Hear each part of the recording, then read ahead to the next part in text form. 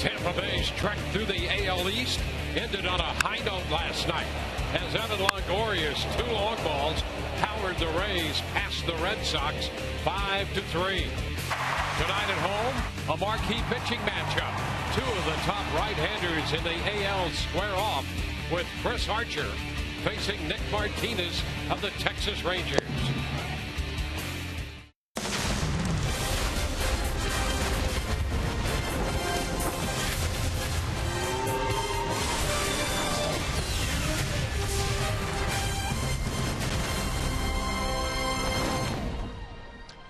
On the heels of a successful trip up to Boston, taking 2 out of 3 at Fenway from the Red Sox, the Rays return home. Tonight, they'll open a 4-game series and an 8-game homestand, taking on the Texas Rangers. Hi again, everyone. Welcome to an evening of Rays baseball from the Trop with Brian Anderson, Dwayne Stats. Great to have you aboard. Well, the Rays will be home a lot over the next 3 weeks. 15 home games out of their next 20, and it begins tonight against Texas with a very good pitching matchup. Anytime Chris Archer's involved, it's a good matchup. And Nick Martinez, who is off to a great start for Texas, goes to the hill for the Rangers. These guys 2-3 right now in the American League in earned run average, and what you're going to learn tonight when you watch this ball game is there are different ways to get it done because they are different pitches. Nick Martinez, a .84 earned run average. He's given up just 3 earned runs on the season, but he's not the dominant type pitcher that Chris Archer is. He relies on creating angles, working the fastball downhill to go along with the slider, the changeup, and the curveball using his fielder. That's the way he gets it done. Chris Archer, the way we've seen him get it done, one of the highest swing and miss percentages in the American League. He does have dominant stuff. 3rd in the American League in earned run average. His last start struggled just a little bit with his command, but you know what? Made some adjustments in his bullpen session and will look to go out tonight and get back to being his dominant self. So Chris Archer trying to find the winning side of the ledger. He is 3 of 3. You see against the Texas Rangers in 3 starts. 1-0 with an earned run mark of 2.25. Looking for a victory tonight. For the Rays winners last night, Evan Longoria was a big part of that. He's under the weather, not in the lineup. And another big part of that Rays victory, as usual, the bullpen. As Brad Boxberger closed the door, Todd Callis with more on Boxberger and the bullpen when we return.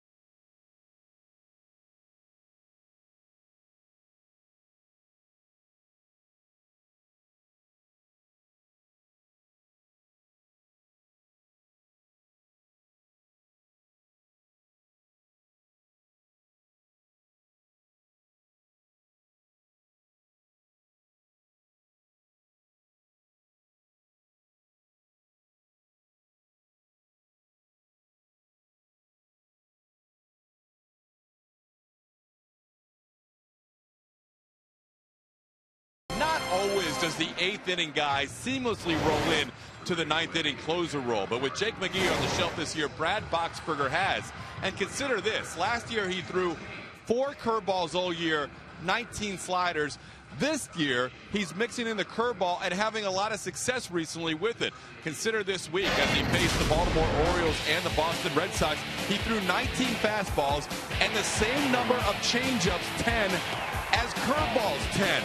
Again, he threw only 4 curveballs all of last year.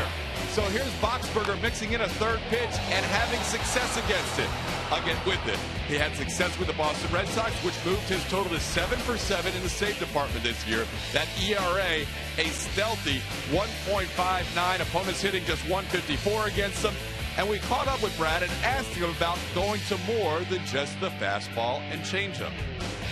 I've always wanted to have a 3rd pitch. I threw a slider a little bit last year and didn't have the success I wanted to with it, so went back to my curveball that I threw a couple years ago and started playing with it in the offseason, and kind of just developed from there. This guy was nasty with 2 pitches, so look out, league. That curveball is now in play. We're ready for baseball with the first pitch in 3 minutes on the dot as the Texas Rangers are in town for 4. Nick Martinez on the mound for Texas, Chris Archer for Tampa Bay.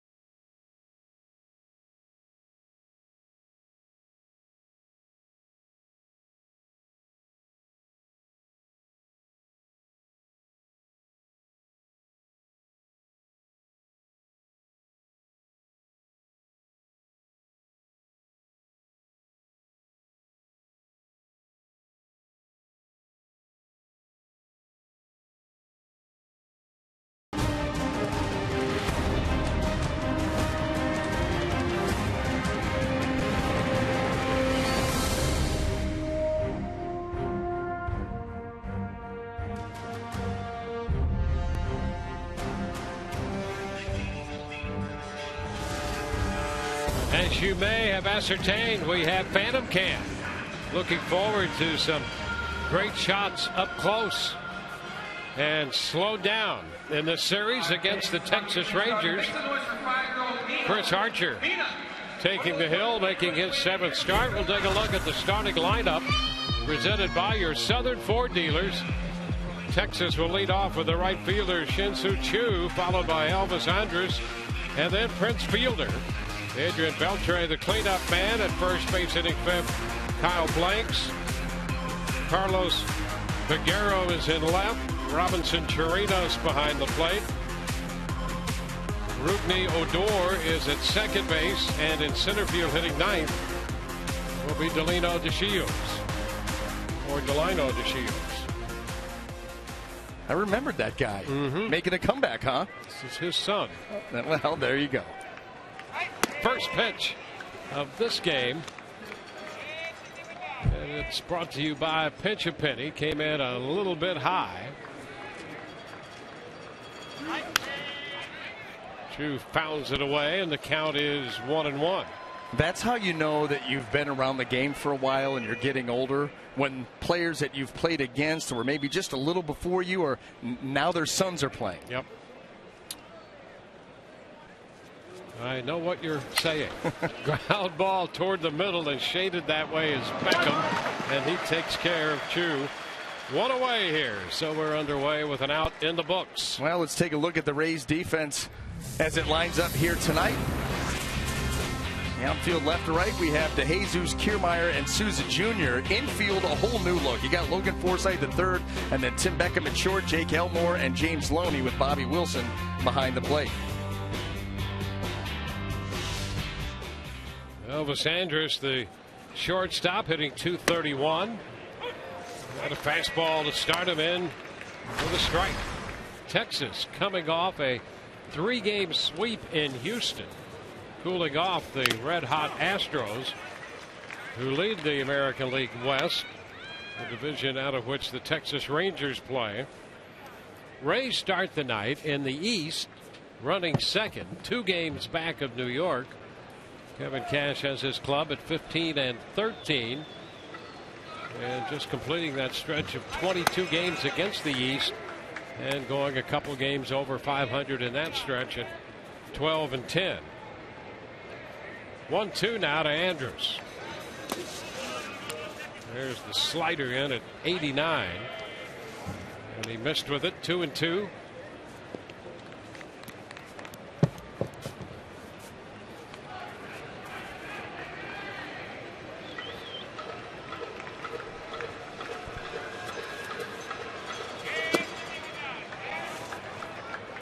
Ball wide, full count. Well, the one thing to watch with Chris Archer tonight, can he get back to working downhill? That last start, front side leaking a little bit early, left a lot of pitches up. And there's a strike call on a 3-2 slider. Wow. 2 gone. Well, he's just trying to throw this for a strike, not going to try to get fancy with it. You can see where Bobby Wilson is set up. His body is over the plate, so they're just looking, hey, listen, get this pitch, throw it for a strike, whether he swings at it or not, and it worked out famously. So 2 up, 2 down on a ground ball and a strikeout. Here's Prince Fielder. Fielder with a couple of home runs. You see 13 runs batted in. And hitting .349 on a team that's 15th in the league in hitting at .225. Yeah, offensively, they have not been getting it done. However, they do have some guys heating up a little bit. Prince Fielder's been good all year. Adrian Beltre on a hot streak. Carlos Peguero had a big night yesterday. You just can't go out there and roll out your game and expect to get them out. You're still going to have to make pitches. Strike the count to Fielder.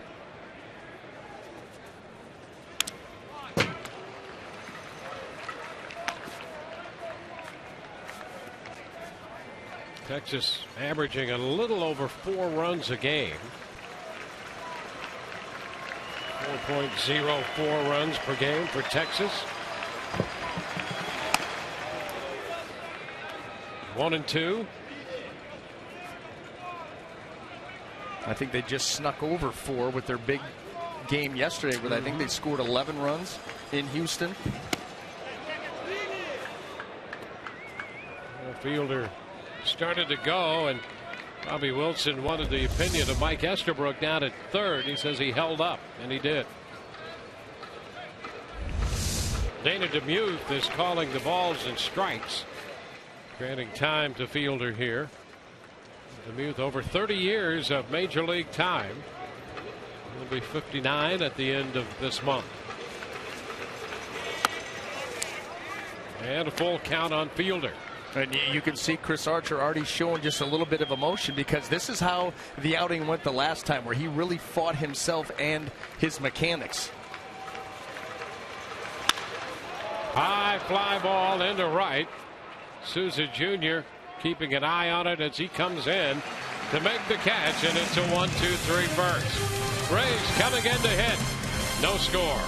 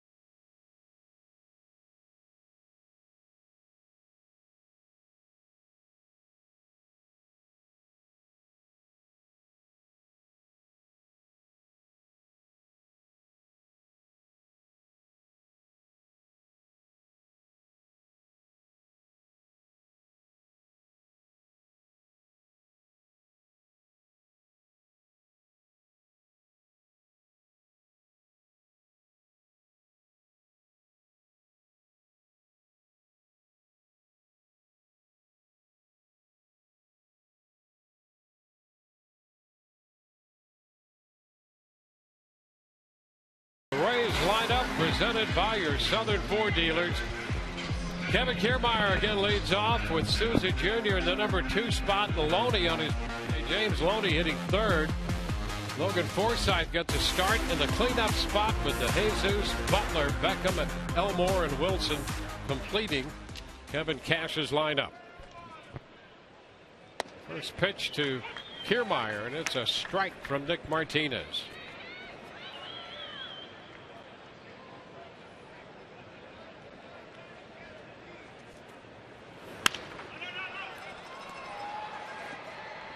Now you can already see right here Nick Martinez not overpowering, and you can also see it in his numbers. It's been a great start for Nick Martinez. 2-0 record. The team has won all 5 of his starts, but just 13 strikeouts in 32 innings. He relies on his defense.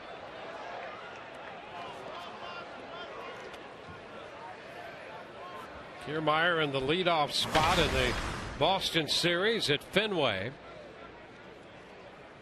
Drew a couple of walks last night. He's drawn only 3 all year coming into that game. Put up in the leadoff spot. 2 walks in his first 2 plate appearances. Half of his hits have gone for extra bases. And a cut and a miss. The fastball up, and he missed it. Strike 1. Let's take a look at the Texas Ranger defense as it lines up tonight in the outfield left to right. We have Carlos Peguero, Delino DeShields, and Sin-Shu Chu across the infield third to first. Adrian Beltre, Elvis Andrus, Rougned Odor, Kyle Blanks, Robinson Chirinos will be behind the plate.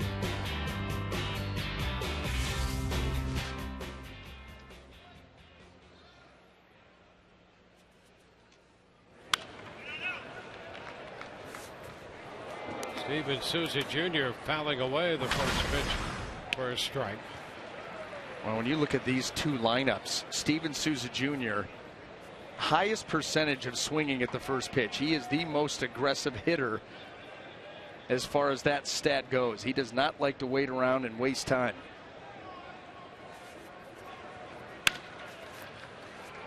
Rolls it to the shortstop. Andrus throws him out. 2 up, 2 down. You know, the problem with that is if we know that, you know that opposing teams know that, and that's where you can try to exploit Steven Souza Jr., which has led to a lot of strikeouts. Now, that's something that Kevin Kiermaier has been working on, lowering the, take some more first pitches, try to work a count a little bit. If a team knows that you're a free swinger, it's going to make it difficult on you. Now James Loney, who turns 31 today. Hitting third in the lineup.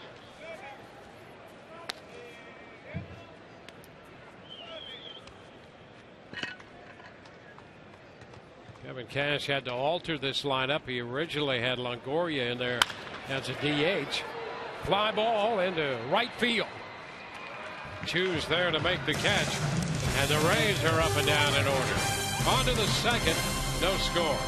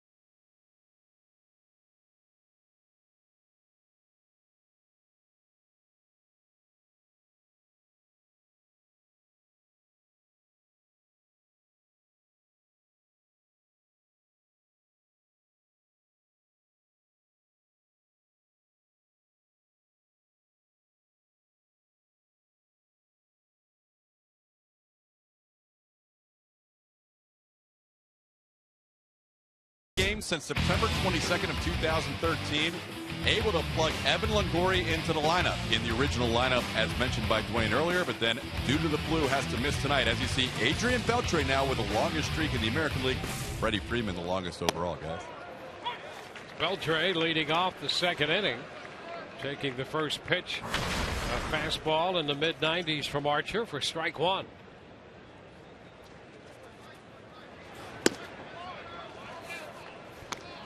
1-1. Beltre hitting .236, but for the last 10 games he's been up well over .320. 1-2. All right, that's where this team can become dangerous. You know, if you can start to get Elvis Andrus going at the top of the order. Chu has been typically a good on-base percentage guy, not so much last year. A little bit of a slow start this year. And then, of course, Fielder. Chopped foul. You got the makings of a lineup on paper where you can go out and figure you're going to be able to score some runs, give a team a chance, but that has not been the way it's gone so far in the early going.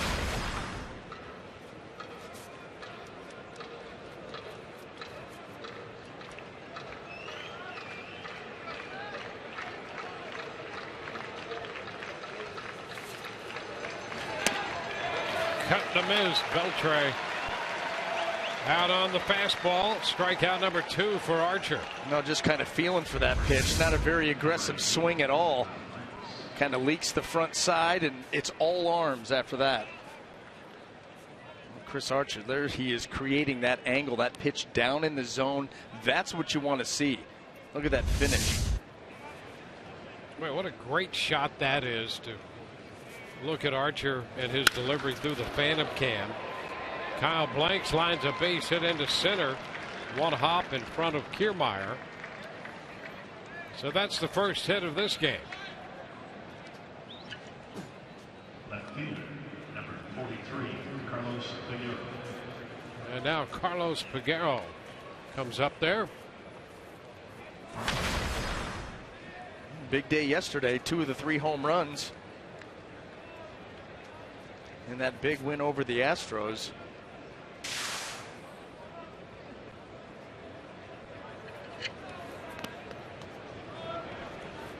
Rays remember him from his time with Seattle, and he does have big time power.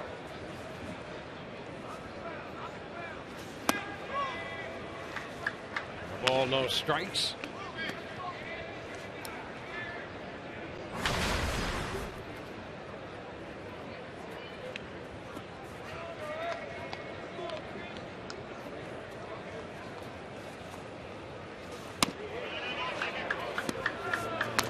That's a ball, says Dana Demuth.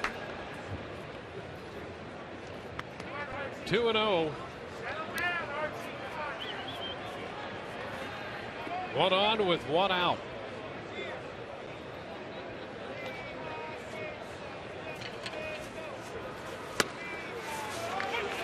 Two and one.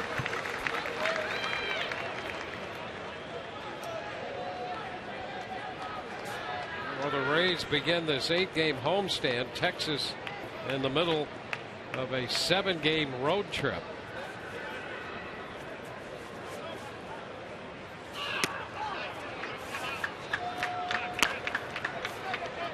As we mentioned, they swept Houston 3, and then these 4 here in the series with the Rays.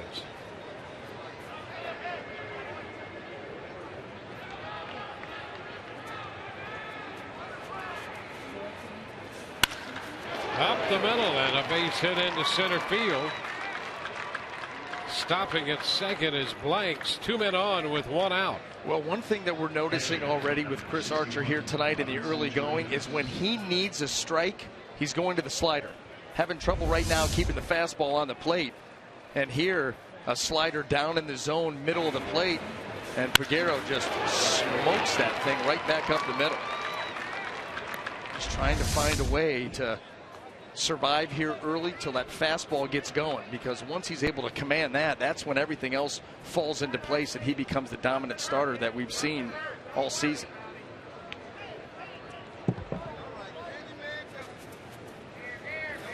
Chirinos, the catcher, and there's a fastball, and he cannot find the zone with that one. Ball 1. And it's not like the misses have been big, but they're just a little bit off. Trying to dial it in here early. That's a strike. It's 1-1.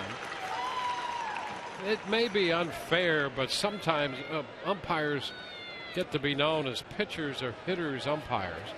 And through the years, the general consensus is that Demuth might be a little bit more of a hitter's umpire. So we'll see how that works out.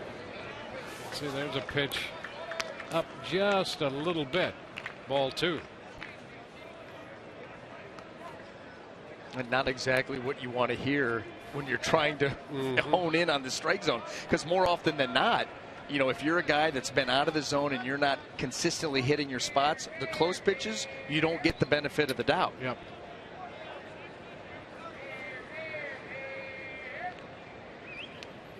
Two on with 1 out. Chirinos fouls that slider. The one thing that Chris Archer has going for him, and this is another one of those trends around the game where everybody's infatuated with stuff, is if you've got a guy out there with his kind of stuff, you know, you can get away with some mistakes. It maybe buys you a little bit of time because you can outstuff a hitter here or there. Yeah, you might get a chase from a guy. But he's 3-2. He went to the slider again. We saw him go with a slider 3-2 to Andrus in the first. And the point you made here in the second, that's the pitch he apparently feels more comfortable with right now. Even the 2-0 to Beltre slider. And a cut and a miss. Comes back to get Chirinos on a fastball. Yep, and you know, so maybe that gets him going now. Because that was a good fastball. Obviously a runner in scoring position in a full count, and he stays behind it nicely and drives it right to where Bobby Wilson is set up. Just overpowered Chirinos. Right past the bat of Chirinos. Now the young infielder, Rougned Odor, hitting 151.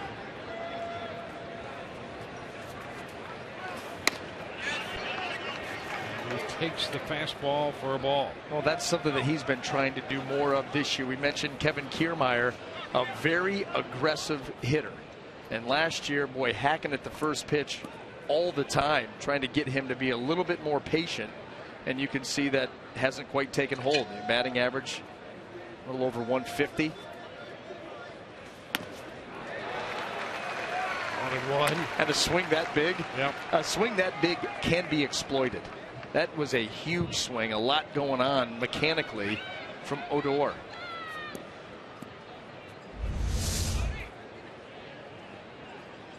Boy, a lot of moving parts. You see that body drifting towards the pitcher's mound.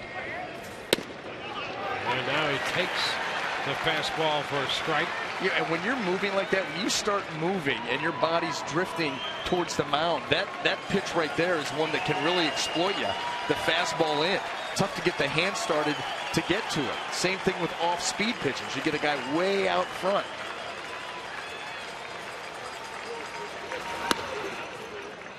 Now 2-2.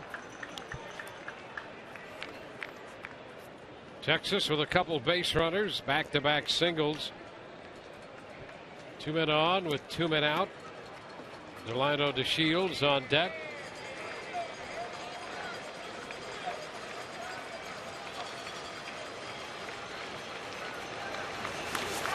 And a swing and a miss, ball popping away, and the bases are going to be loaded. Odor strikes out, but the ball gets away, and he reaches. Wild pitch on the strikeout. Well, the slider from Archer, you can see right there, it hits in front of the plate. And Bobby Wilson is trying to cover that up, keep it in front, but it hit far enough out with that little side spin. It glances off of him, and no way you were going to get Odor at that point. Now bases are juiced.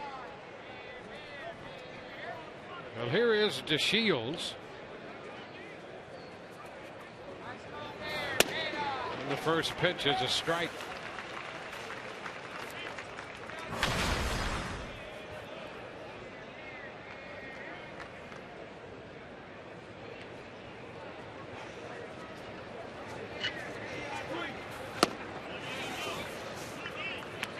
DeShields 4 out of 25. He was a Rule 5 pick by the Rangers off the out of the Houston organization.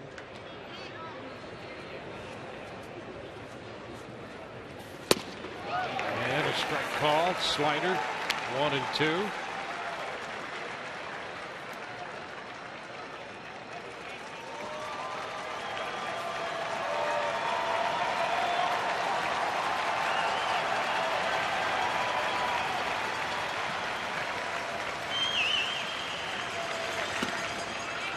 Now 2-2. That's slider again. Well, you can understand why he likes to go to that pitch and feels comfortable with it. He's had so much success in the zone, out of the zone with that pitch. Throws it hard.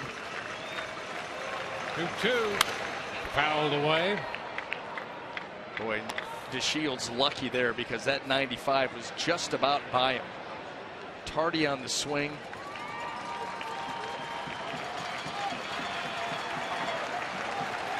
Hitters don't like to get beat with the fastball. You figure if you got him geared up for it here. Come back with that slide ball. And he takes it.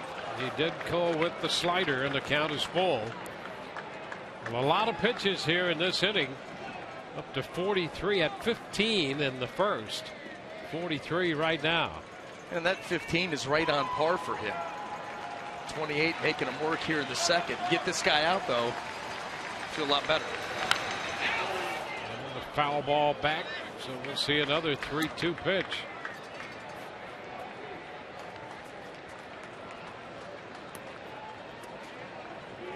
Long inning for Archer with the bases loaded. He has 3 strikeouts in this inning. He had 1 in the first.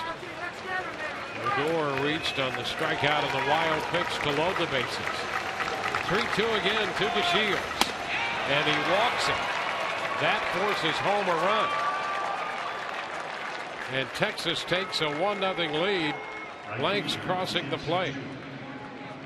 Well, some of the issues that Chris had with the Baltimore Orioles, where in his last start, 6 innings, he walked 4 hitters. You don't typically see that from him, are creeping up here today. You know, he's trying to throw that pitch. It's the 9-hole hitter, full count fastball, trying to just throw a strike, but missing up.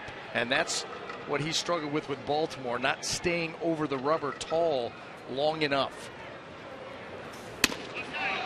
First pitch is too high to Shin-Soo Choo. When he's right, he stands over that rubber. As that leg comes up, he doesn't start to move towards home plate until the leg is on its way down. He's drifting just a little bit. Kind of like what we saw with Odor and his hitting mechanics, drifting towards the mound. Right now, Archer's body drifting towards home plate. When this leg comes up tall, see, look at, he's already headed to the plate before the arm comes out of the glove with his body. And his arm is just never able to catch up. Usually that leg kick comes up and the hand is out of the glove before he starts to fall towards home plate. And then everything's in sync. And he has fallen behind Choo 2-0. Big cut at the fastball. 2-1. That sometimes when you got a guy out there that's an aggressive mindset type pitcher, that's one of the hardest things to correct when it starts to go wrong, because you want to get at that hitter. You're aggressive. You want to head towards home plate. You can't do it too soon. That's the result. And this one is high, and he's behind Choo 3-1. And he's up to 34 pitches in this inning. This will be number 35 coming.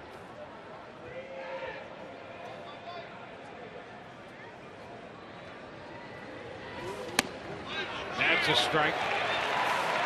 Choo trying to help DeMuth out with a call. So it's a full count. Well, he really made a nice adjustment here and drove that ball downhill. That's what we're used to seeing. He needs to do it one more time.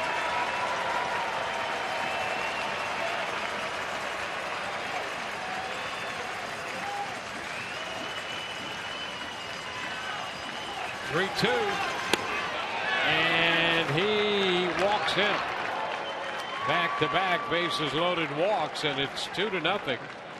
And Jim Hickey will go out to spend some time on the mound. Well, it's been a long inning for Archer with a lot of pitches. You know, I'll tell you, I've been surprised at some of the sliders that this Ranger ball club has been able to take so far off of Archer.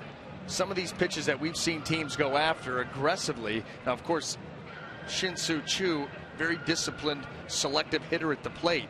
He can take his walks, but even some of the other takes have been good. And so Jim Hickey out there trying to give him some reminders mechanically and also give him a blow because of the pitch count that you just mentioned. Yeah, 36 pitches in this inning.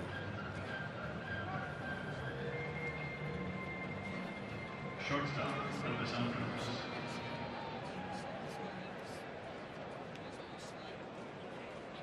So 2 hits, 2 walks, 3 strikeouts, 1 allowing a runner to reach on a wild pitch. And here's Andrus. And ball 1 to him. Well, this is a very lonely place to be for a pitcher when you cannot make the adjustment and get back into the zone. That's all he's trying to do right now. Andrus chased the slider, and it's 1-1. He's had 5 full counts and 6 3-ball counts in 10 hitters he's faced. He probably didn't have that his first 2 or 3 starts combined. Yep.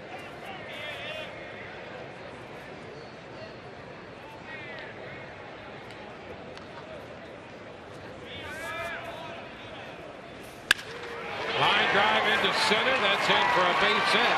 1 run is in. DeShields heads to the plate. The throw offline. And Texas has a 4-run inning here in the second. Andrus, a line single up the middle, scoring 2 more. And on the throw to the plate, Choo winds up at third and Andrus up at second. Well, the fastball that caught a lot of the plate, and Elvis Andrus just going right back up the middle. The throw here by Kevin Kiermaier sails. So no chance for a play at the plate. Andrus is able to move up because it was over everybody's head. No cutoff man.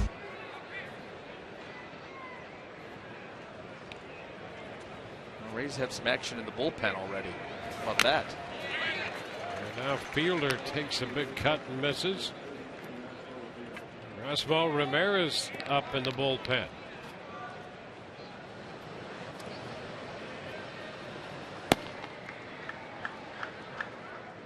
It has been a 40-pitch inning. Fielder, the 9th hitter to come to the plate. 0-2.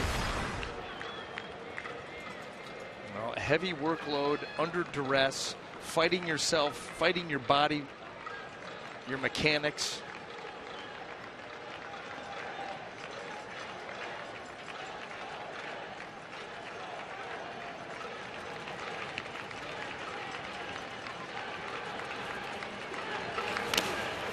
Fielder just got a bit of that, and part of Wilson as well on the foul ball. And right now, still, it's been tough. You know, Chris Archer, again, just watch the front leg. When the leg comes up, he should stay over the rubber, and then as the leg starts down, that's when you start drifting towards home plate to make your pitch. Right now, when the leg comes up, the body starts drifting.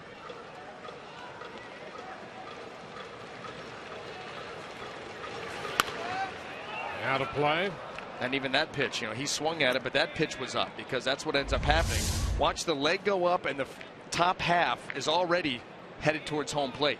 When Chris Archer's right, that leg comes up, that top half stays quiet.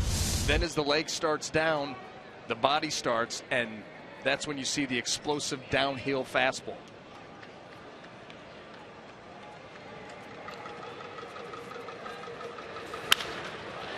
Fly ball back into center. Kiermaier is there to catch this one. Texas sends 9 men to the plate. They score 4. It's 4-0.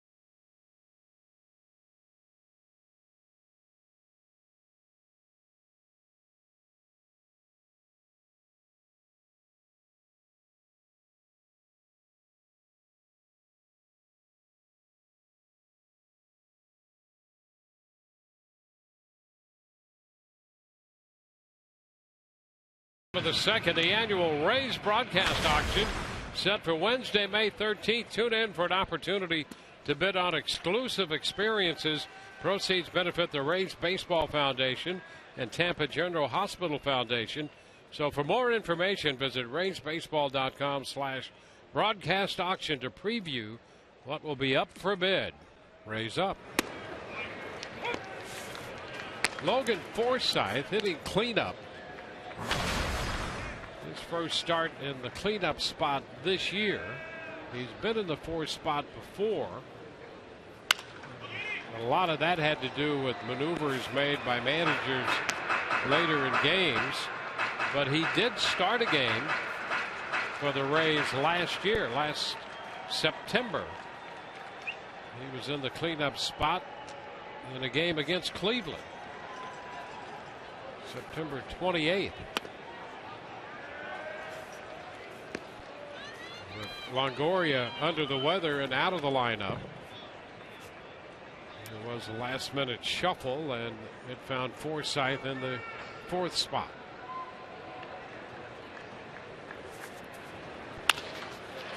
There's a base hit up the middle. Rays come back and put the leadoff man on in the bottom of the 2nd. Well, the one thing that we've talked about with Logan Forsythe and the quick start to the season is the quick hands at the plate. This is a fastball Nick Martinez is going to try to come in on, but watch how quick the hands. Look at it, late and quick through the zone and right back up the middle. That is outstanding work by Mr. Forsythe. You know, Nick Martinez is an interesting development on a couple of fronts for the Texas Rangers. He's out of the Miami area and went to college at Fordham and was an infielder more than anything in college. Pretty good hitting infielder at the collegiate level. There's a strike. You can see a little bit of that in his mechanics, where he doesn't really short arm the ball, but he doesn't have that long pitcher's arm swing either. He's very direct, out of the glove to the throwing position and then to the plate. It's that infielder.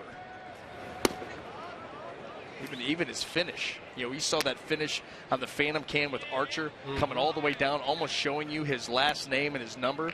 Nick Martinez kind of throws that ball, stays standing up.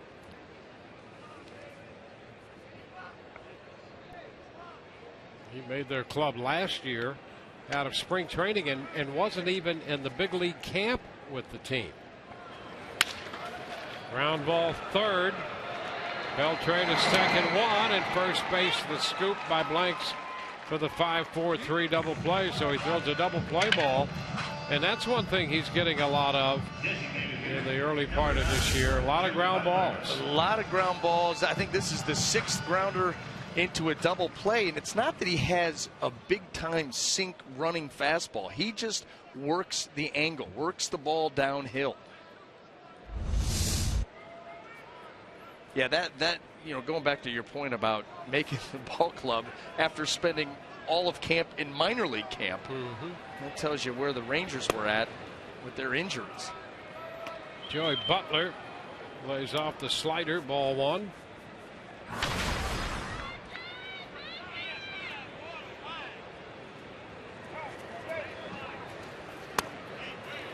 Speaking of a couple of fronts, maybe it was the crowd at the Baltimore series here.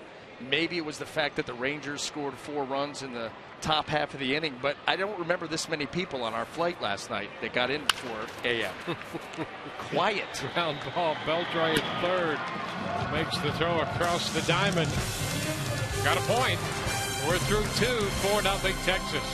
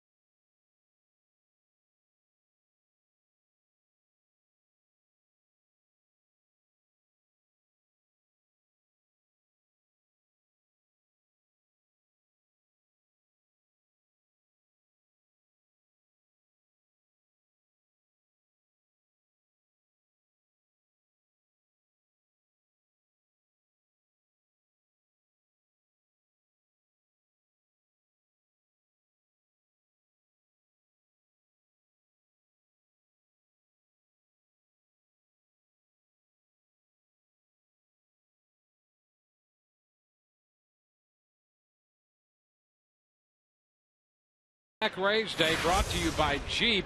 Submit the best vintage photo of yourself by using the hashtag #ThrowbackRays. We'll select the best photo and feature it in tonight's post-game show. First pitch slider to Beltre.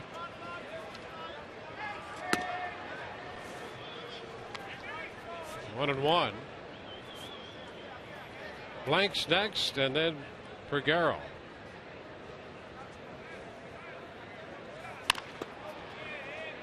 One and two.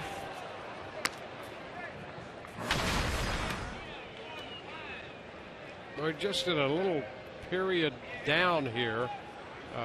The Rays down 4-0. Montreal's gotten off to a 2-0 lead after the first period over the Lightning. Just a little lull. Still a lot of the evening left. And there's a strikeout of Beltre. Yeah, not a good start. Yeah. Not a good start at all. Well, maybe it's coming back around. Fastball up. Beltre can't reach it. And I'm smelling the Lightning around a rush right now. Yeah, okay. Let's hope. Well, Archer starts the third the same way he did the second, by getting ahead of Beltran and striking him out.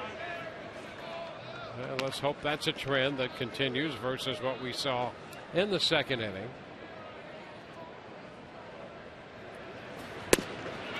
Blanks takes that pitch for a strike. A slider called a strike. And you just wonder, the fact that Chris has been struggling with the fastball command, he has stayed completely away from the changeup. He's ahead of Blanks, 1 and 2. And so it's really been the slider when he's needed something. He's gone with the fastball, missed with it, some have hit.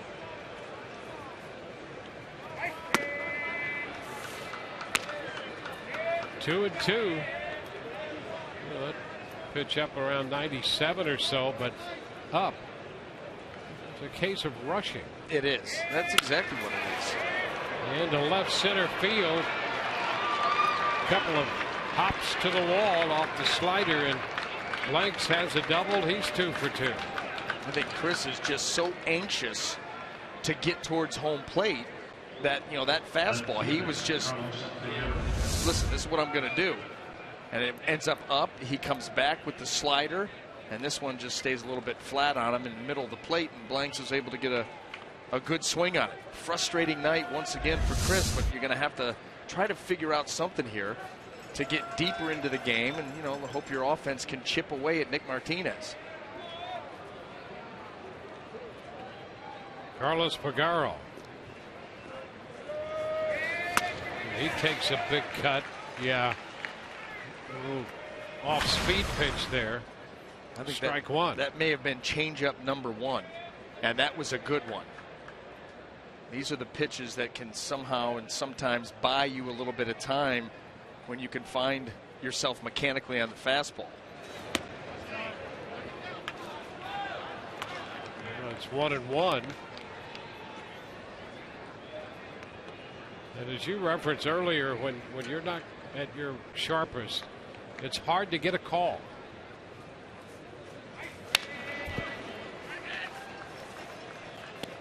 Now he's in front. That pitch fouled back. No, it's been the changeup that's done it to Pagero here. And so now, you know, you have an idea of what you'd like to see him go with, but does he feel, you know, is he feeling it right now? Just fighting himself a little bit. And he gets him. Strikes him out. 6 strikeouts for Archer. He got there on the changeup and then went up with the fastball. And one of the few times where he was up on purpose. You can see before that pitch was called, Bobby Wilson gave him the glove, flashed that glove up, meaning I want this up around the letters. Chirinos takes a pitch away. Hey, if you've been up all night, hey, Bobby goes, hey, this is a pitch I know he can make. Middle of the plate up, boom, take the strikeout and move on.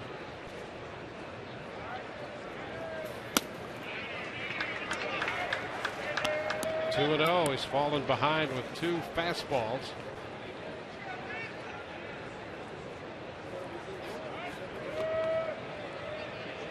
It's one of those nights where it's almost as if the harder I try, the worse it becomes. In the dirt, blocked by Wilson. You know, this is why you throw bullpens. This is why you have side work where maybe you don't even use a baseball, just working on your mechanics, because that's what muscle memory, mechanics, that is what your entire delivery is built off of. And if anything goes a little awry and you're not able to fix it quickly, this is what can happen. Inconsistency with each pitch. And then you start to lose confidence. Like, well, I'm trying to throw that fastball there. I feel like I can, but if I'm drifting and not able to, you know, to be in sync, the ball's not getting there. And that's a tough way to pitch. And he misses up and walks Chirinos. You see, you just don't see this from Chris Archer. You see it here tonight. You saw it a little bit in that last start against Baltimore. Yeah, this is the antithesis to what we saw in his early starts. And then a little bit of inconsistency against Baltimore, and just flat out struggling here in this start tonight against Texas. Well, I remember we were having a conversation, actually walking towards the parking lot, and we were talking about, you know, I said it really looks, we talked about staying tall over the rubber. He said that is the key. You know, he's tall, lanky, a tremendous pitcher's build. Long arms, long legs, you know, a lot of power out in front, but the key is to stay linear over that rubber. And the last 2 starts, it's been difficult for him to do consistently. Facing Odor, the second baseman now.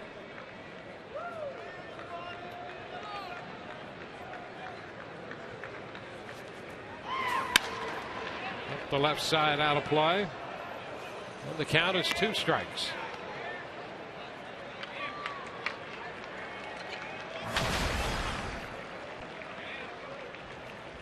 Odor, young infielder out of Venezuela.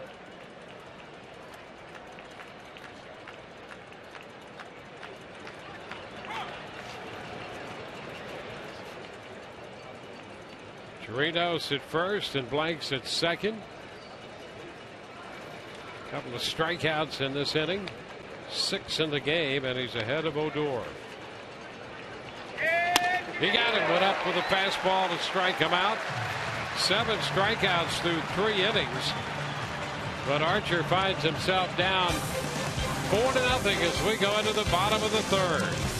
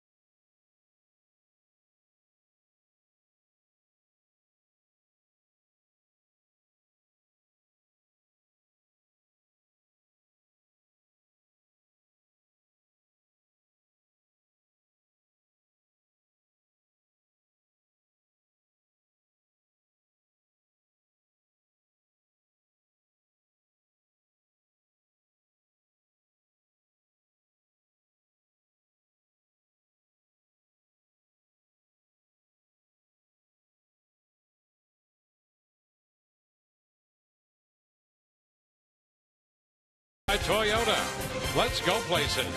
And by Sea-Doo.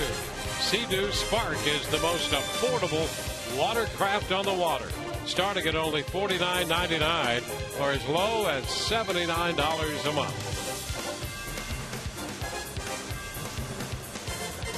Rays forced to play a little catch-up tonight. Texas put up 4 in the second off Chris Archer. Archer battling with his command. And Tim Beckham's going to lead it off for the Rays in the bottom of the third against Nick Martinez.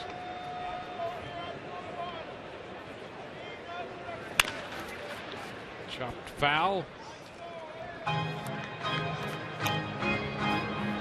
Well, Beckham getting a start tonight. He's hitting, as you see there, .241 overall with 3 homers and 10 runs batted in. Most of his damage has been coming off the bench.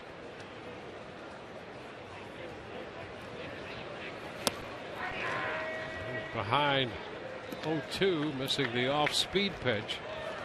Beckham's made 13 starts. He's in there at shortstop tonight. This is the 5th time he started at shortstop, hitting .190 in his starts and .438 off the bench.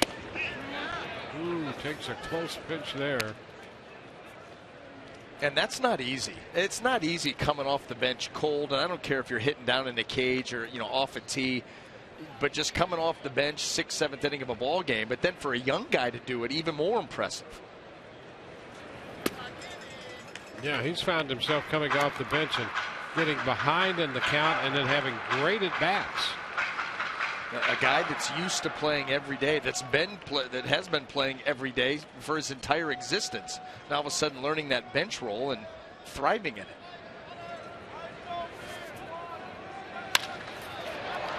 Lifted into center. The Shields is there to catch it. 2 gone. Dwayne, this is some of the other stuff that you were kind of talking about, how he's an interesting character. You know, you think about a guy that has an ERA of under 1 coming into this start, and you're like, he must be just dominant swinging this type stuff. Well, there it is, 8th lowest in the American League, 3.66 strikeouts per 9, and does get the ground ball double play, but not because he's got some crazy sinker. He's got a little bit of arm side movement, little run, but it's just creating angles, working the ball in and out, changing speeds. And in college had a handful of innings on the mound in relief.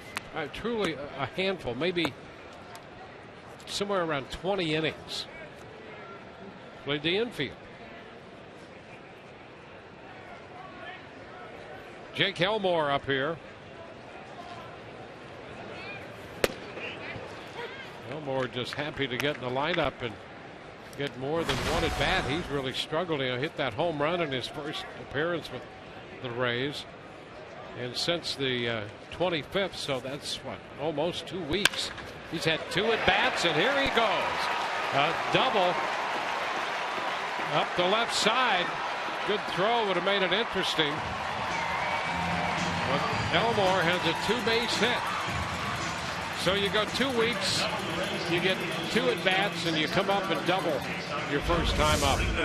That's the way that this game is going. Nothing going according to script right now, except for the fact that the Rays have not scored off of Nick Martinez, and maybe that's about to end. But a nice job of pulling the hands in close to the body. You see that he got the barrel of the bat to the baseball, hits it hard enough to get it by Beltre, and the Rays have an opportunity to chip into this lead.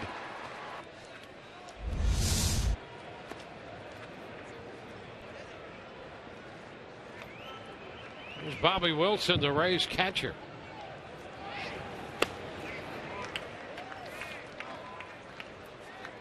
He did not go.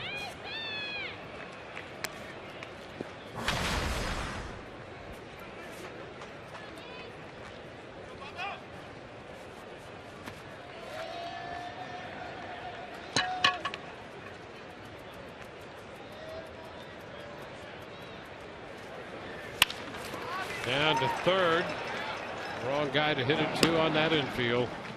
Beltre right there and throws a strike across to first. Well, it's been an interesting year, though. When you look at this Texas Ranger infield right now, 18 Not very good. errors. Yeah. The Rays have 10 on the year. I mean, Beltre's made 4. Andrus has 7 already, and he's coming off a year when his defense was widely, I think, accepted that it was down off his game before. So that's an interesting trend. You know what he made the mistake of doing was coming into spring training last season a little heavy. Had signed that big extension, didn't come in the best of shape, never really got off to a very good start, and that continued all season. That'll cut into that defense when you're at shortstop.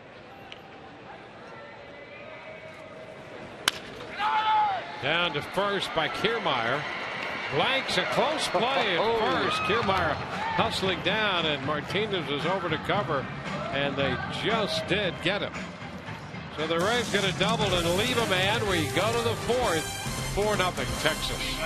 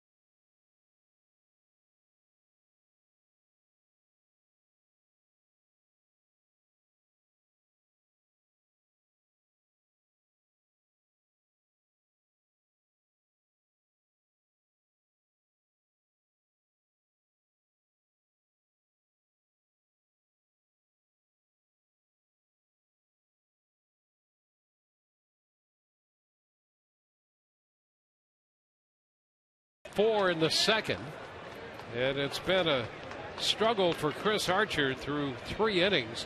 He's made 80 pitches through 3 innings, and here's the first pitch, a fastball, and he misses to DeShields. Delano DeShields walked with the bases loaded, forcing home a run.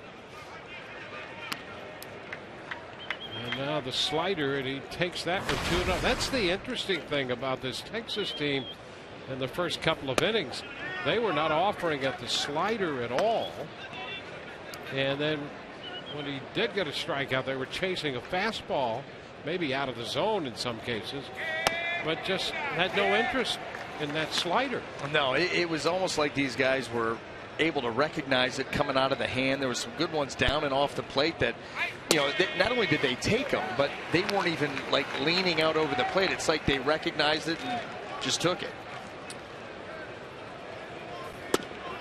And there's an opening walk, and boy, he's really frustrated with himself. He missed with a fastball.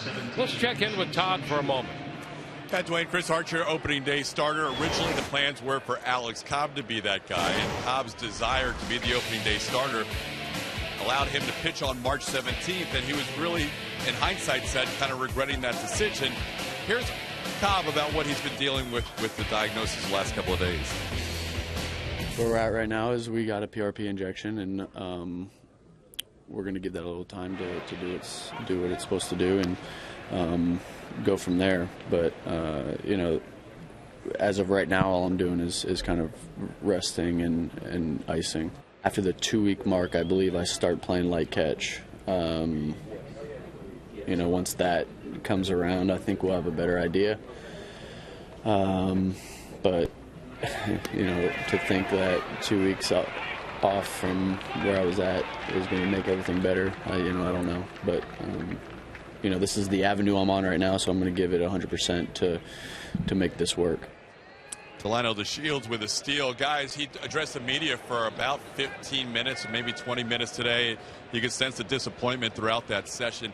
Also talked about how there's a timeline right now where he has to make a decision sooner rather than later to try and preserve a little bit of 2016 if he does elect to have surgery. So Cobb is obviously in a frustrating point of the season right now, and he should know more in the next couple weeks. All right. Thanks for that update, Todd. 2-1 here to Chew. And he is in a difficult spot. You hate to think this way, but, you're talking about next season.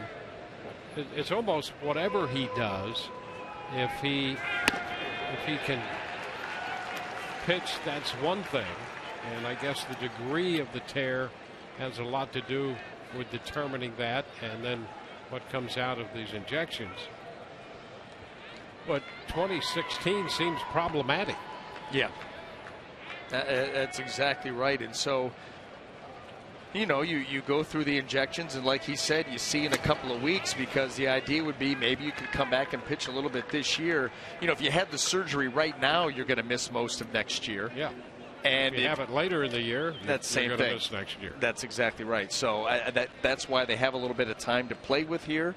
But you'd like to, come up with a plan of action and either be on the road back or taking care of it sooner rather than later. Chew looks at a fastball down, and he is out on strikes. And so with one out in the third, Kevin Cash makes a trip to the mound. And that's going to be the end of a frustrating night for Chris Archer. He goes 3 1/3.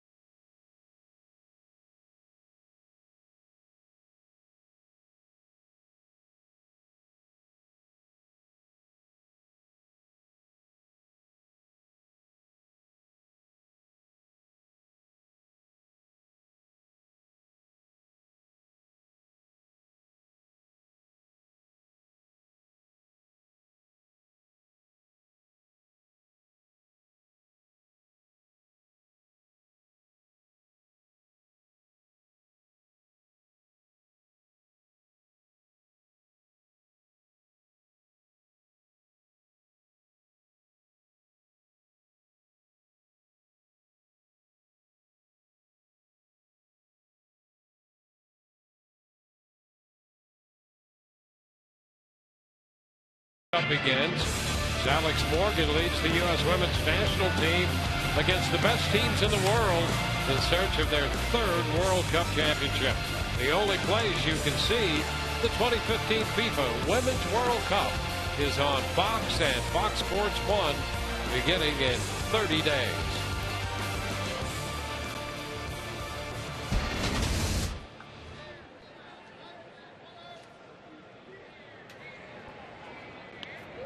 Well, a tough outing for the Rays right-hander Chris Archer, and Erasmo Ramirez takes over. 92 pitches and 3 1/3 innings of frustration for Chris Archer tonight.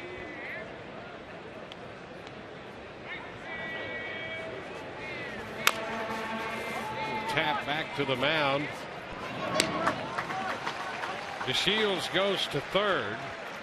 Who's there with 2 outs? We saw DeShields steal second after drawing that walk.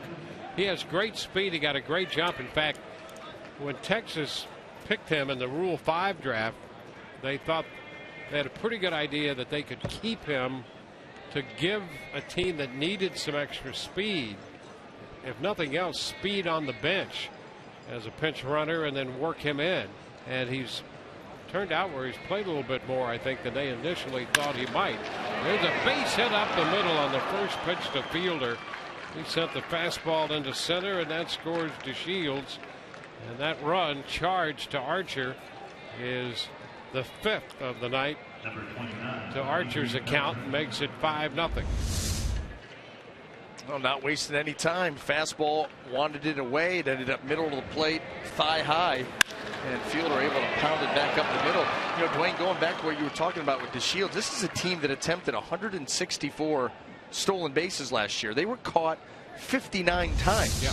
So you want to get some guys. If you like to run, you want to run, you better get some guys that can run. And he can. As we saw, he got a great jump and really stole second without much of an issue. No, not at all. You're right. He was low flying.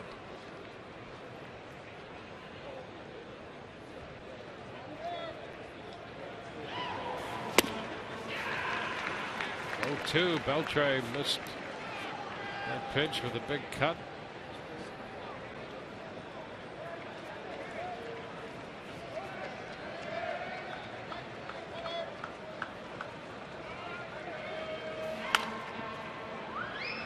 Play a 4-run second and a 44-pitch inning for Archer, and now the Rangers have another run home in the 4th.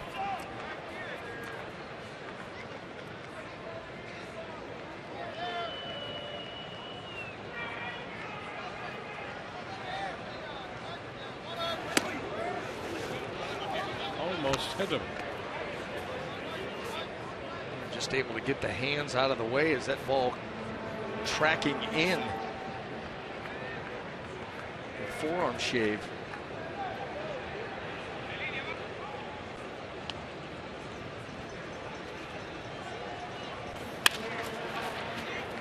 Shortstop Beckham makes the throw to first.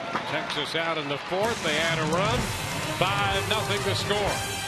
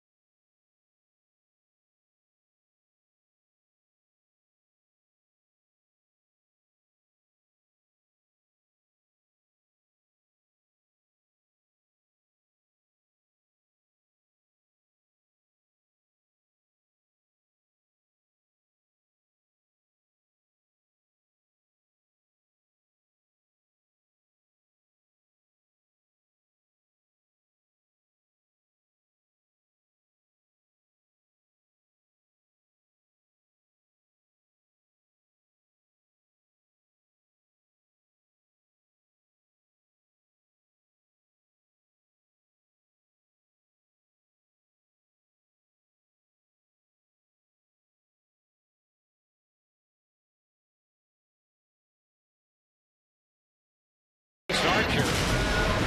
Frustration. Yeah, and you can understand it because he wasn't sharp against Baltimore his last time out, and so he comes out here and it was more of the same. That body drifting towards home plate, the arm never really catching up, and just inconsistent command.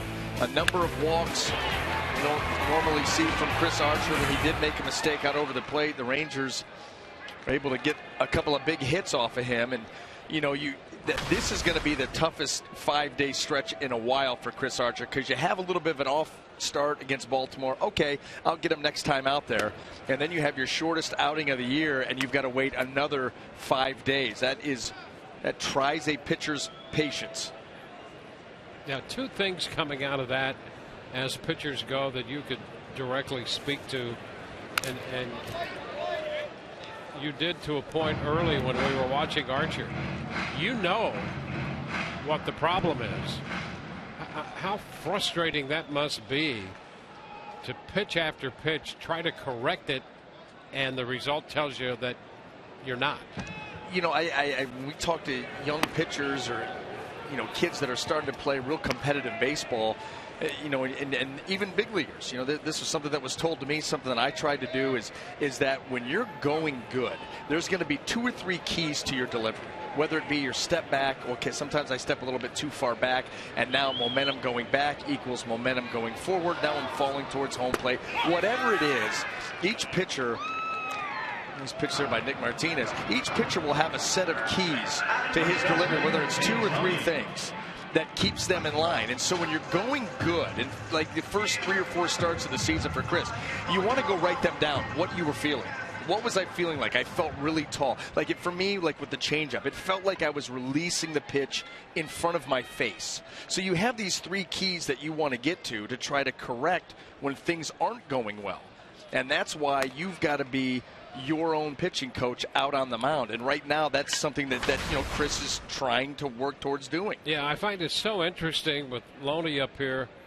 I want to know the count to the Rays first baseman. I find it so interesting that the breakout of that is how you feel. DeShields runs this one down for the second out. You talk about mechanics and you think about intellectually working your way through mechanics, but at the end of the day, it's a physical activity, a sensual activity to a point. So it really is how you feel, and what you remember is how you feel, and that transmits that information to your body. That's exactly right. You know, Chris can go look at video and say, oh, I'm drifting towards home plate, or my arm is slow getting out of my glove, whatever it may be. But when you're out there actually doing it, what are you feeling? Like when you're drifting, what are you feeling? You know when you leave a little too soon. And so what are the keys in my delivery that keep me from doing that? What do I have to remember to do? Do I have to shorten my stride? Do I have to shorten, the start of my delivery? A higher leg kick? Sometimes you'll have something in your mind, pretend I'm this, whatever it may be. And that's where you've got to go back to simplify things and get back in sync. And each pitcher needs to have 2 or 3 of those keys that he can rattle off in his head in the middle of an inning when things don't feel right. I also think that it's interesting how many times when you talk to a hitter who's really hot, or a pitcher who is on a stretch where he just can't do anything wrong, they will tell you, I feel great out there. I feel really good. They don't tell you, well, my mechanics are great and I am just intellectualizing this to the max. They just go, I feel great right now. There's a scoop at third by Beltran. The throw a little wide, but Blanks gets the tag, and Forsythe is out of there. So it's a 1-2-3 inning for Martinez. Giving up just the 1 hit through 4. 2 hits, actually. And it's 5-0 Texas.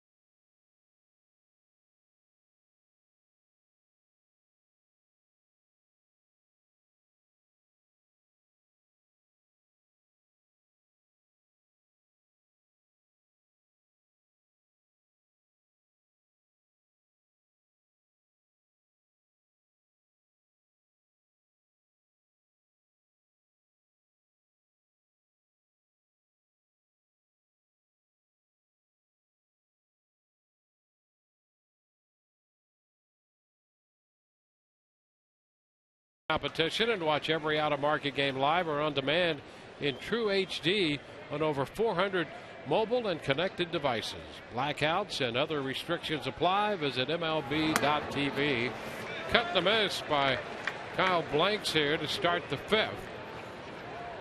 Rasmo Ramirez on in relief of Chris Archer, who gave up 5 runs, 4 walks, 4 hits, and had 8 strikeouts in 3 in the 3rd innings before departing with 92 pitches made. Blanks, Vergara, and then Chirinos due up. Tapped the 3rd foul. 1-2. Back on the night that Archer had the frustration of an evening, and how difficult it is to sometimes try to correct that on the fly. Blanks out on strikes. First strikeout here for Ramirez. So I guess you do have a checklist of sorts. You do.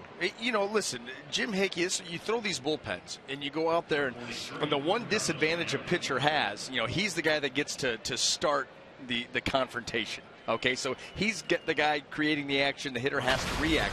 But a hitter, where he gets to work on his swing every day, pitching can't do that. There's only so many bullets in the arm. And so you go out there for your bullpen day, and now you're going to work on things. Either you're just going to touch things up because you feel really good and everything is in sync, or you've got an issue that you need to correct. And so you go out there and you work in the bullpen. Jim Hickey, the pitching coach, and Ray's have one of the best in the business, is going to watch your bullpen. And as a pitcher, you can feel when something doesn't feel right, doesn't go right, ball ends up and away, and all of a sudden you correct it. Jim Hickey may say something to you. You may be able to correct it yourself, but when this starts to go south out on the mound, that's why we talk about having those keys. You say, wait a minute, when I'm in the pen and I'm drifting or rushing, we correct it. Jim Hickey gives me advice. I have my own stuff that I log in the brain. How did I correct it? I got to do that right now. That's what when they talk about being your own pitching coach out there, you only get one visit in an inning. They come twice, you're coming out of the game. So that's why Jim Hickey's going to give you some leash out there, the more experienced starter you are, to be able to correct the problem yourself. You know what you need to do. Now you have to do it. And what are you going to fall back on? Vergara lifts a high fly ball to left. DeJesus takes care of that. And that's why once that pitching coach goes out there, and if you continue to have issues, you're truly on your own then, unless you have a catcher that you have that relationship with, or in some cases I would think a veteran infielder might be able to help you out a little bit as well. But at the end of the day, you're going to have to self-correct. You do. You absolutely do. And sometimes the game is speeding up on you a little bit. Your brain's all over the place. You're thinking about a hitter. You're thinking about I'm struggling there's a lot going on. And so you're not able to filter out all of that and realize, what do I have to do? I got to go back to the very basics. It's tough to go back to the basics when the bases are loaded and you're in a 3-1 count. That it's tough to take that all out of there and say, let me get back to simplicity here. Elmore out from second, a little over the shoulder catch there. So we go 1-2-3 in the 5th, 5-0 Texas.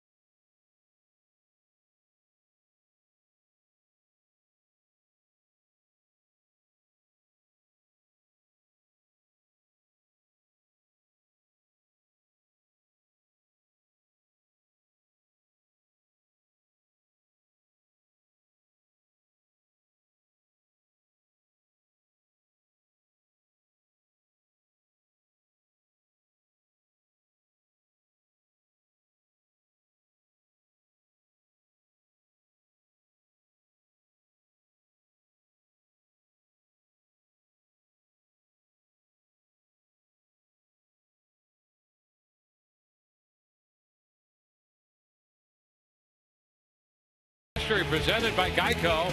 Game 163 in 2013. Rays and the Rangers battling for a wild card berth. Evan Longoria homered and drove in 2 runs, while David Price talks a complete game, and the Rays defeated the Rangers 5-2 to advance to play Cleveland in the American League wild card game. David DeJesus leading off the bottom of the 5th against Nick Martinez. 1 ball, no strikes.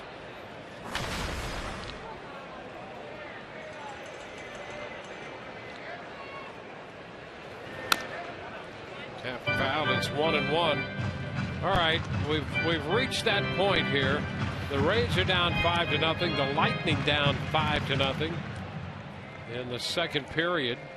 Uncle. Yeah. So all right, time to turn that corner.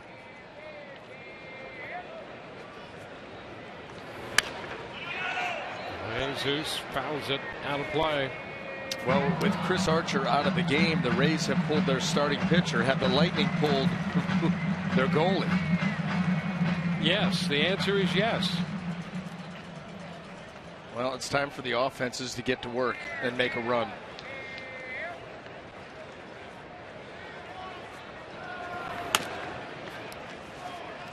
And it's 2-2. Well, the Rays have just the 2 hits. They've left only 1 man. Forsythe had a base hit. Erase had a double play, and Elmore doubled and was left on in the 3rd.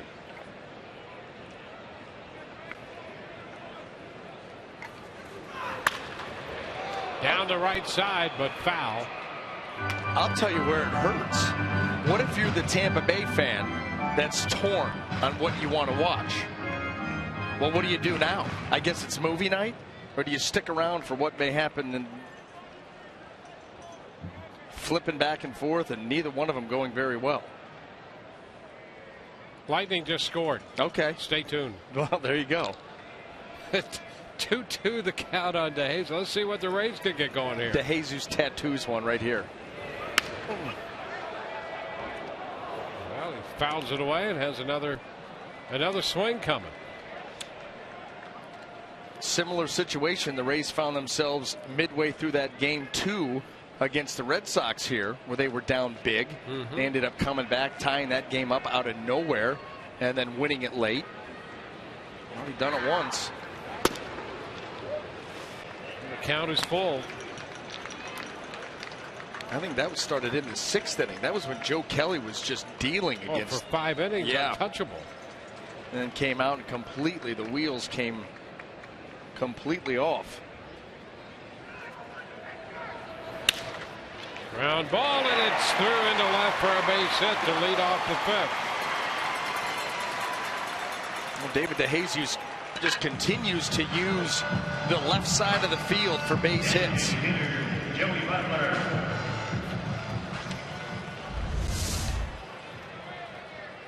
Yeah, DeJesus,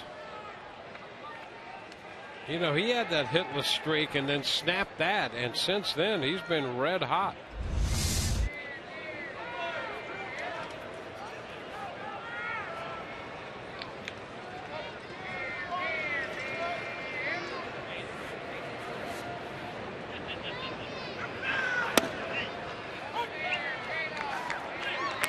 Strike to Butler. DeJesus is now 7 of his last 12. So he's trying to get something going here with a leadoff single in the 5th. Butler lays off that pitch. Slider wide. 1-1.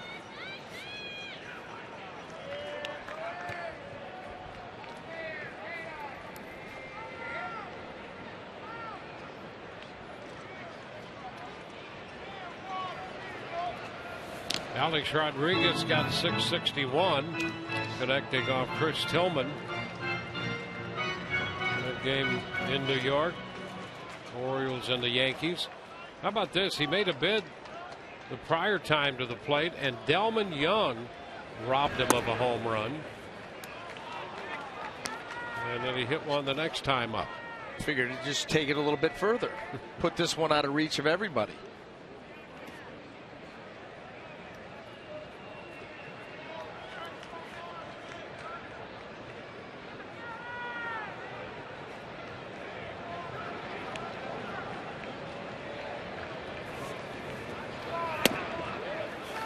Ball 3.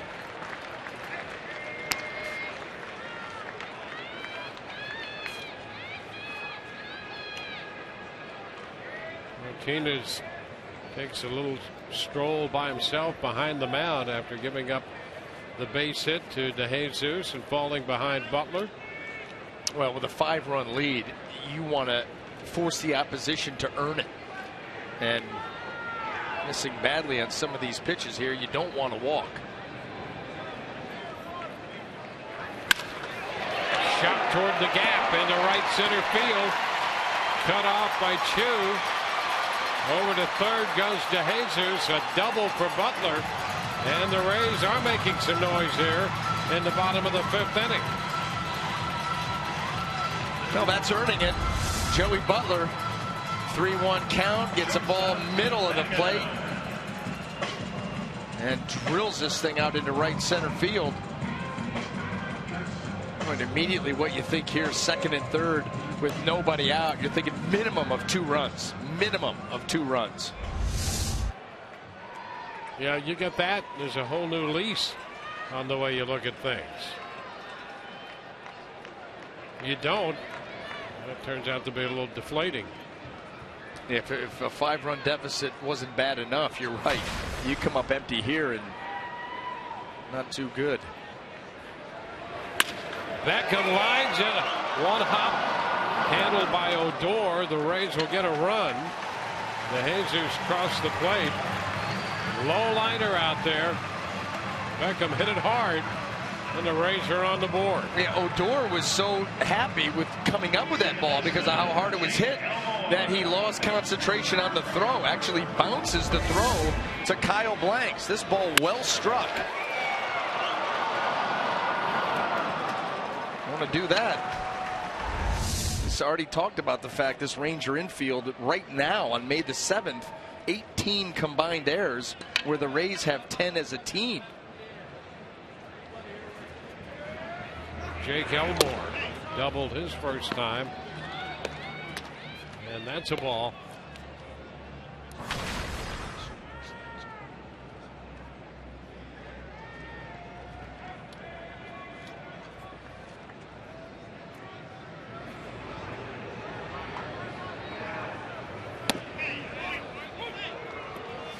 One. Well, the Rays trying to pick up this other run. Cut into the deficit.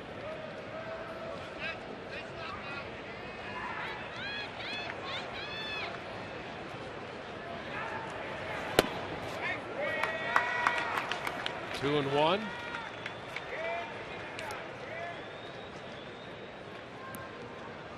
Martinez working here in the 5th inning. He's only made 61 pitches so far.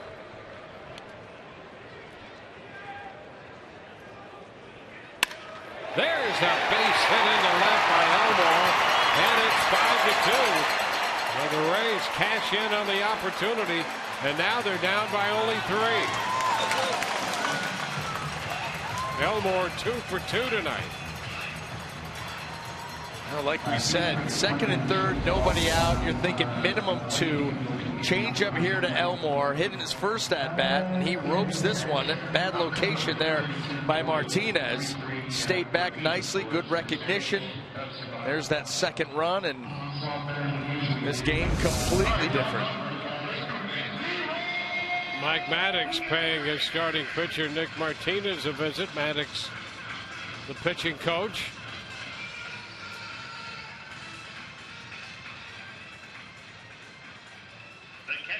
One out with a man at first. Here's Bobby Wilson.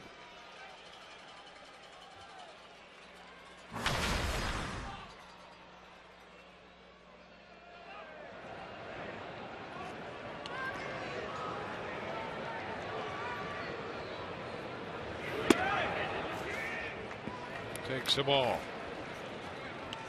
Fastball a little bit wide. So both the Lightning and the Rays have gotten on the board here in the last few minutes. There goes the runner, and a liner up the middle through into center. Elmore is going to go to third, and it's first and third with one out. Where the Rays start the runner, and Wilson shoots a base hit up the middle. Well, what do you got to lose? You know, you're already down. Get aggressive here. And Elmore off and running. Bobby Wilson right back up the middle. And it's the bottom of the order here for the Rays that have gotten all this done. Look at that line drive. That almost put Odor in position to make a great play. But not so. And another golden opportunity here.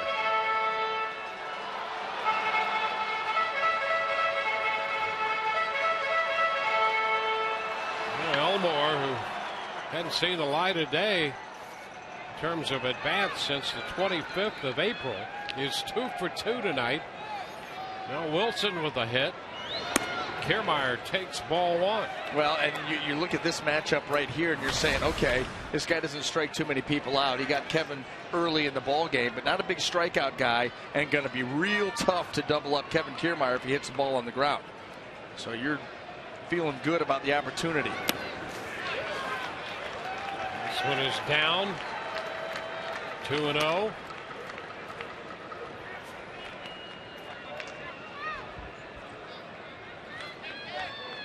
Well, he's facing the 24-year-old right-hander, Nick Martinez. Ooh, big cut. Kiermaier saw the fastball. He was thinking about evening the score with that cut.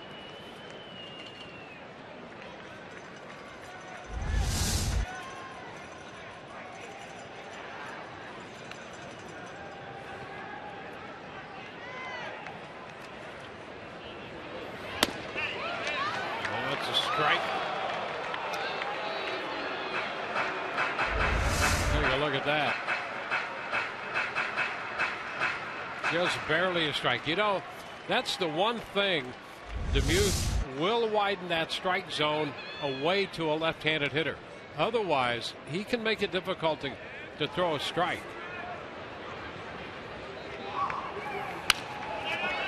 Foul ball back.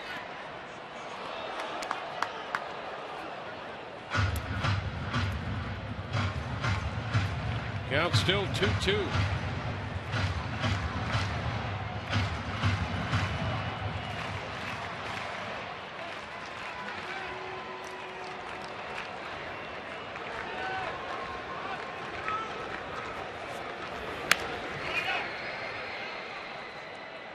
One hop and become a souvenir. Kiermaier will get another 2-2 pitch.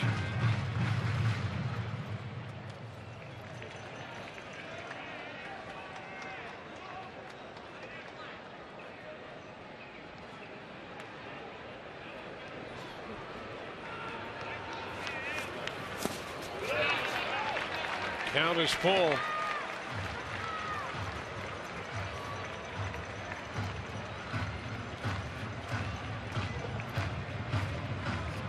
Elmore at third with Wilson at first. 2 runs home, 1 out. The count is full to Kiermaier.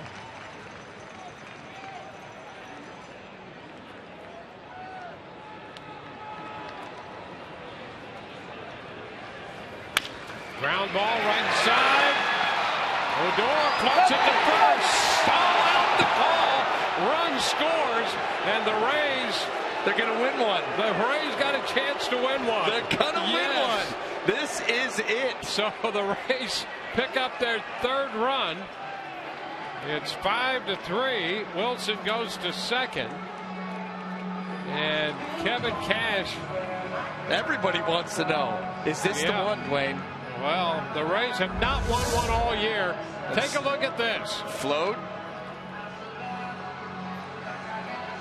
Oh, no, they're not going to win one. We lost one now. Yeah, well, hey, we're ready to vote. We got a little excited.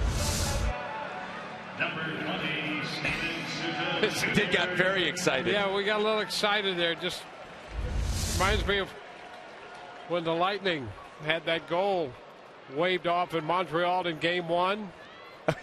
Right. You know, people got a little excited, and then we forgot. So That's how bad the drought has been. We're now cheering the fact that the Rays may have had the opportunity to win a challenge. Yeah, they're in record-setting territory.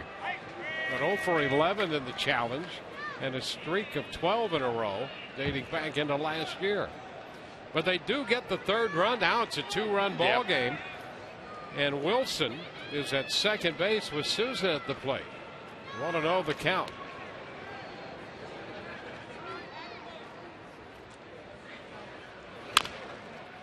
And Souza bounces it foul. 1-1. Well, it was 5-0 just a few moments ago. Now it's a 5-3 ball game. A whole new look at this game.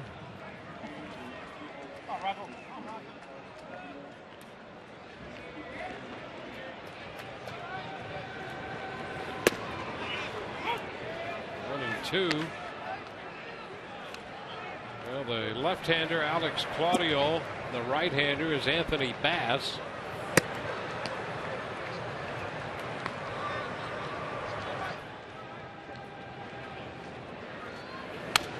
And the foul ball back. It's the simple things in life that really make it worthwhile. The fact that the Rays might have had a chance to win a challenge. We were like two kids. Very embarrassed at my excitement level over that. It's like mom and dad brought home soda pop and candy. Pitch inside. It's 2-2. I mean, if you just had video of what was going on, a lot of Frank the Tank action going. Did everything but chest bump up here. The fact that they scored a run was almost secondary to the idea that they could win a challenge. 2-2 now to Souza Jr. Fouls it through the coaching box.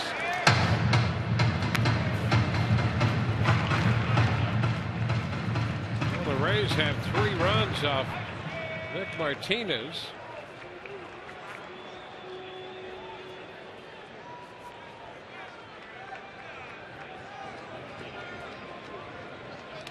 Only given up 1 earned run coming into this game. This one is down. That was through April. He gave up 2 earned runs in his last outing against Oakland.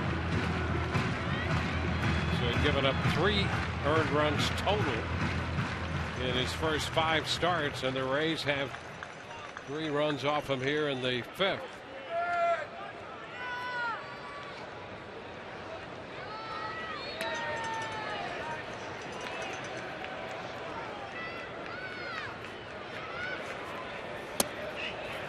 Ball 4. Souza extended that at bat and draws the walk. So the Rays breaking new ground here against Martinez. He had given up only 1 walk, and that pitch, you know, you could argue that pitch might have had a little part of the plate. But again, and as noted at the outset, Demuth tends to be a little bit of a hitter's umpire, and that's going to be it for Nick Martinez. He's going to depart in this 5-3 game.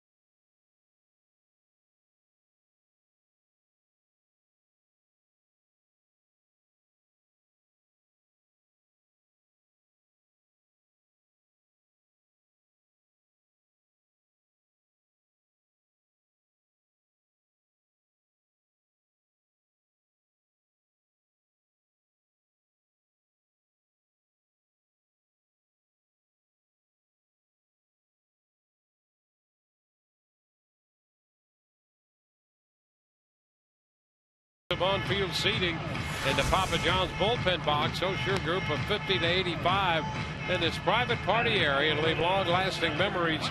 Reserve the Papa John's bullpen box by contacting Group Sales at 888-FAN-RAYS. Email Group Sales at RaysBaseball.com or visit RaysBaseball.com. Limited dates remain.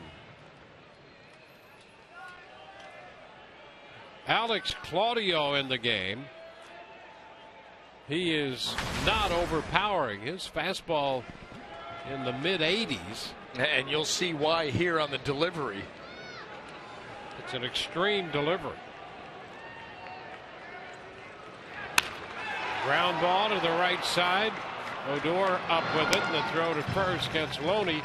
Rays send 8 men to the plate, get right back into this game by scoring 3.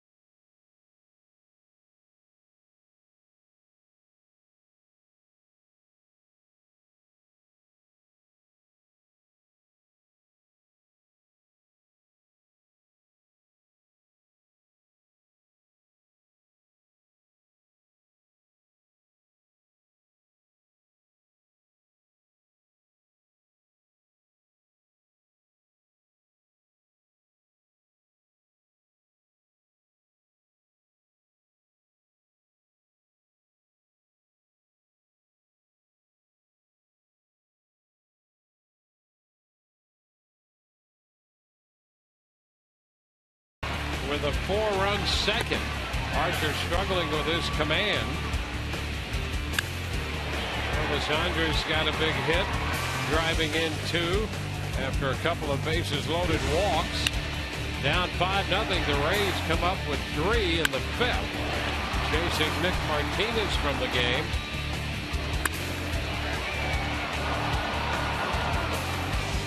That base hit by DeJesus had started it. Butler's double. Elmore's single got a run in.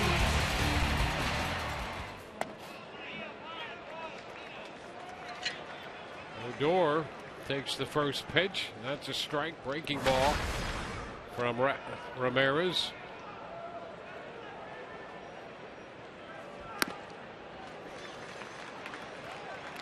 0-2.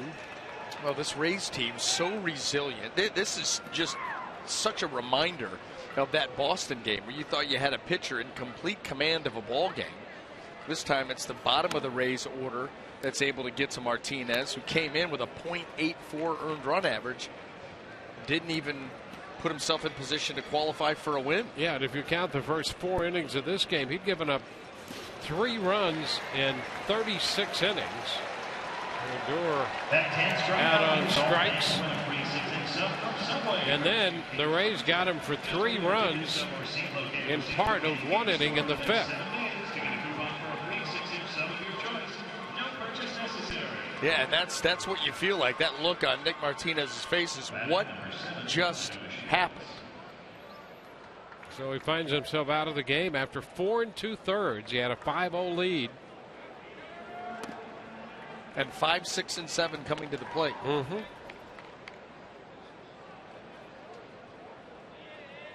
And now you got to fight to the finish. 1-1 to count to Delino DeShields. How are the Lightning doing? It's 5-1 at the end of the second period. Well, they got a lot of work to do then.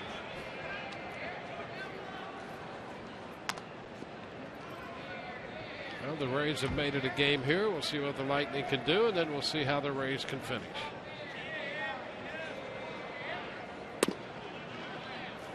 Ramirez misses a bit, and he's behind in the count 3-1 to DeShields, who has walked twice already and has scored 2 runs.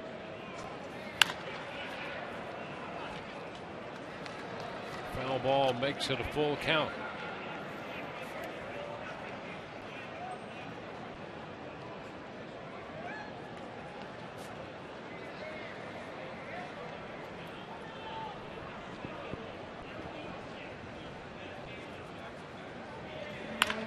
Line drive, and it's caught by Forsythe at third.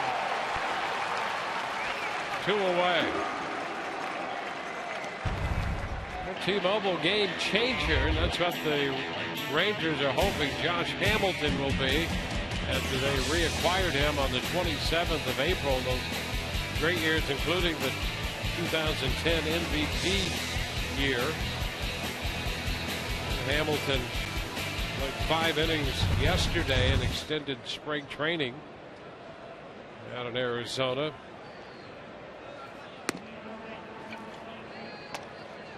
Top of the order, Chu takes ball 1.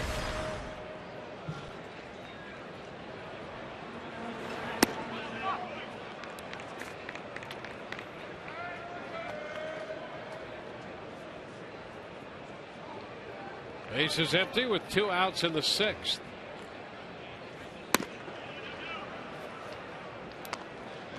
Three and 0.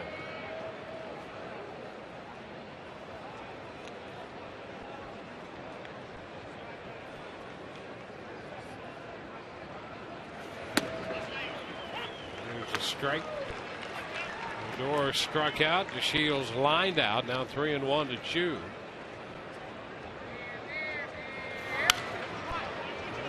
Back full with that foul ball out of play.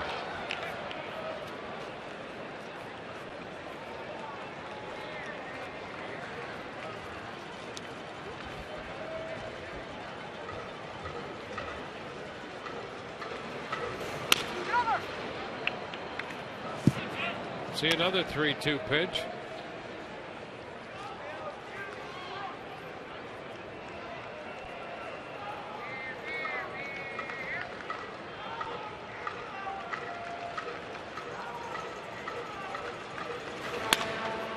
Shot back toward the right field corner. That's going to one-hop the fence for a 2-base hit. With 2 outs and a full count, Chu collects his 7th double of the year.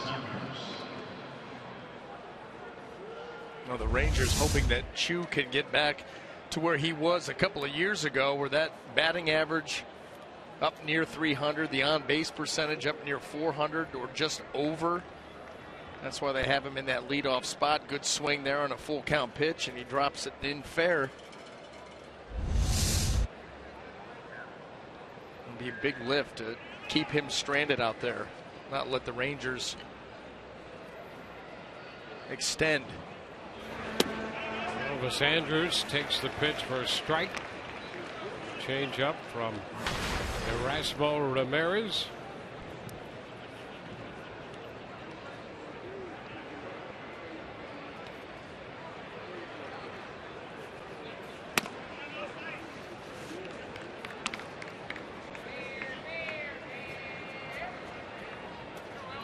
Archer worked 3 1/3. Ramirez has been on since then. We're in the 6th. Fly ball center field. Kiermaier closing is there, and that'll take care of Texas. They get a 2-out double and leave the man. 5-3 Texas.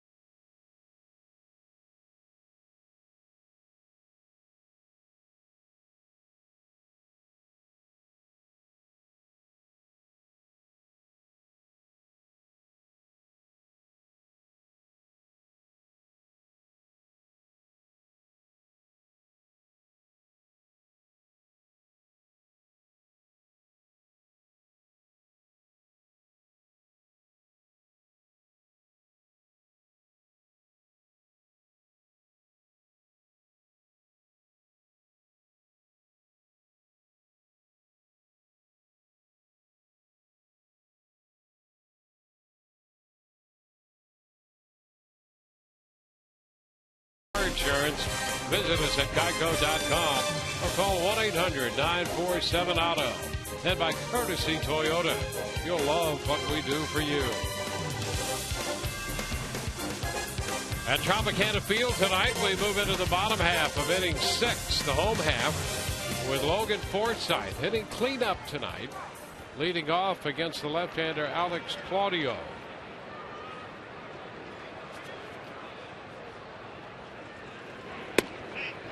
There's a strike on the outside part of the plate.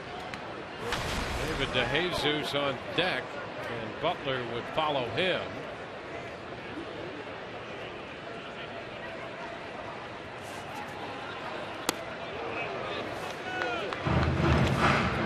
Well, if you're wondering about this Texas Ranger bullpen, they came into play tonight here with a 4.47 earned run average. That is second worst in the American League. So they've had trouble closing games out, getting big outs, which would obviously bode well for the Rays' comeback. And Claudio strikes out Forsythe with the first out in the 6th. Let's take a look at Alex Claudio here in Phantom Cam. That delivery, Dwayne, you were talking about, extreme, right from the side. Spins that breaking ball. Rays. First look at Claudio. He was in 15 games with them last year. He had quite a trek through the minor leagues and wound up with Texas. He was at Myrtle Beach, Frisco, Round Rock, and then Texas. A 292 earned run average for the Rangers in those 15 games.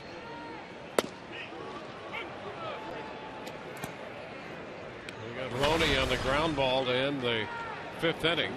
Rays scored 3. Forsythe out on strikes in the 6th. He actually logged 2 appearances against the Rays last year.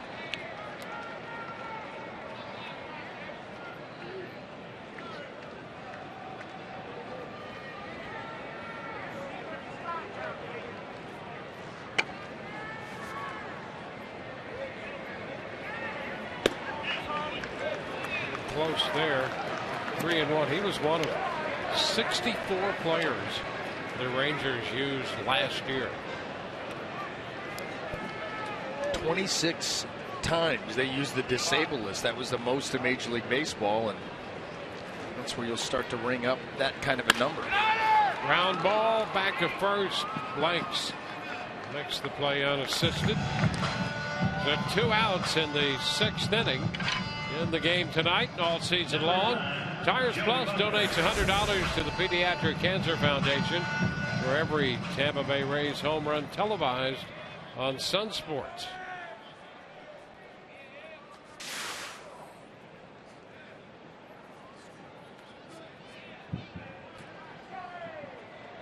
Lightning trying to make a move. So they've scored a goal. They're down 5-2 in the opening seconds of the 3rd period.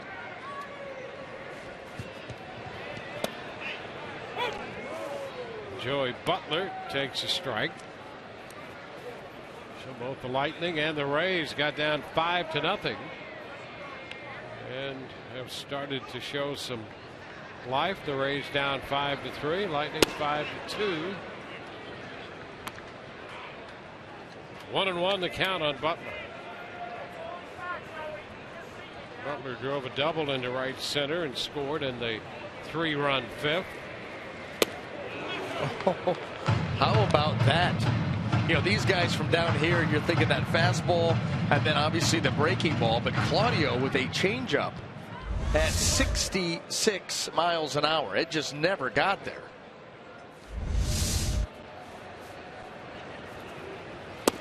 And a cut and a miss. So he strikes out Butler. We go to the 7th, 5-3 Texas.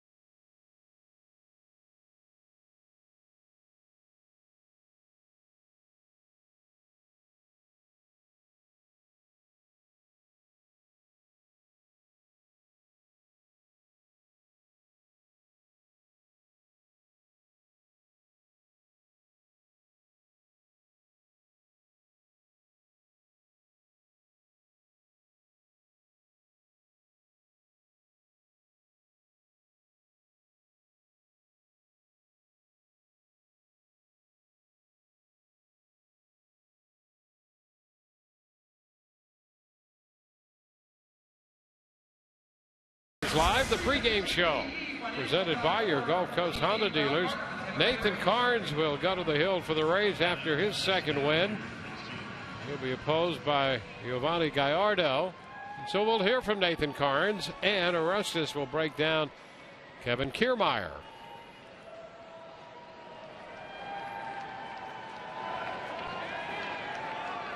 On to the 7th inning. Prince Fielder in the box to lead off. And Ramirez, who entered this game in the 4th, opens the 7th and misses with that first pitch. 1 ball, no strikes.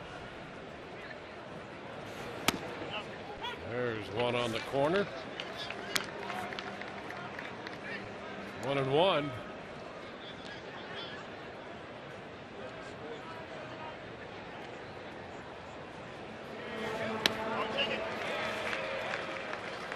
Two. Sweeping that slider.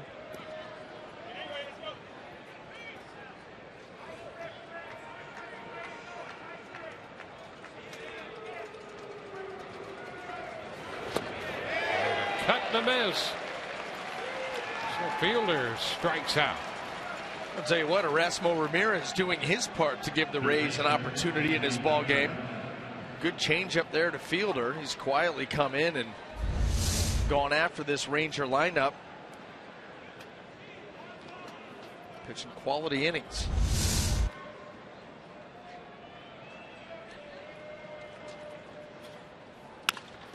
Down to third, takes a bad hop on Forsythe, comes up on him, and Beltre is going to be aboard.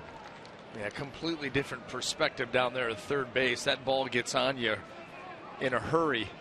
And that one had the added pleasure of the high hop. You see Logan, he thinks he's in good position for it. It comes up about shoulder height. Maybe he's not able to come up with it. Tough play. Third hit given up by Ramirez. And now it's Kyle Blanks, who is 2 for 3 tonight.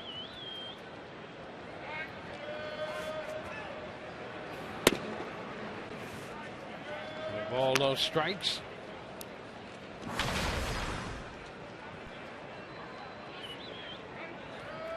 Blanks had been at Round Rock, the AAA affiliate for the Texas Rangers, and swinging the bat well there. This one he fouls off his foot and rolls the ball out to the shortstop. Foul ball, and the count is 1-1.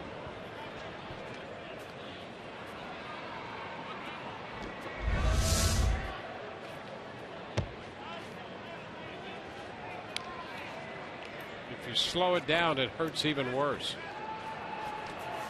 Got a little protection in the lower shin.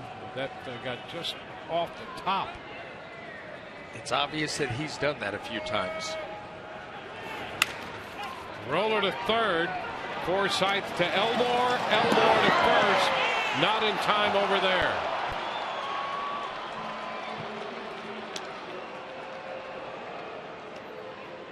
So Blanks is aboard at first. We'll take another look around the infield. Well, get rid of it quickly. Elmore able to get it, try to elude Beltre, make the throw, and the call was right. You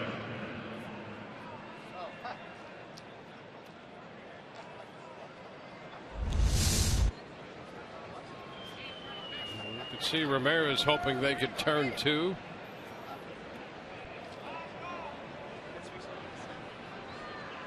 Carlos Pagaro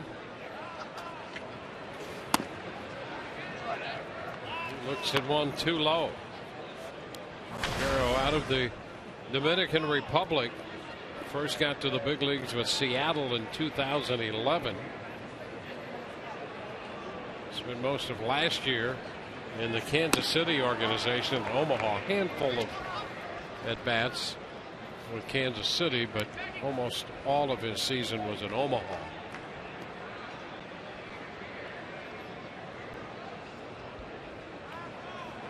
Action down there in the bullpen. Keone Kela.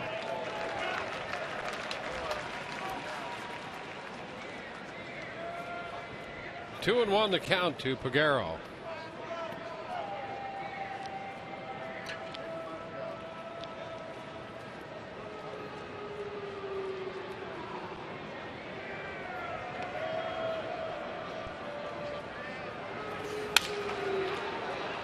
Out of play.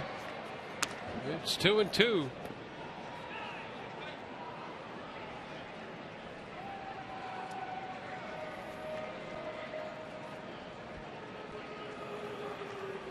Chirinos on deck. Peguero and Ramirez were members of the Seattle Mariners at the same time. Now facing each other here in the 7th.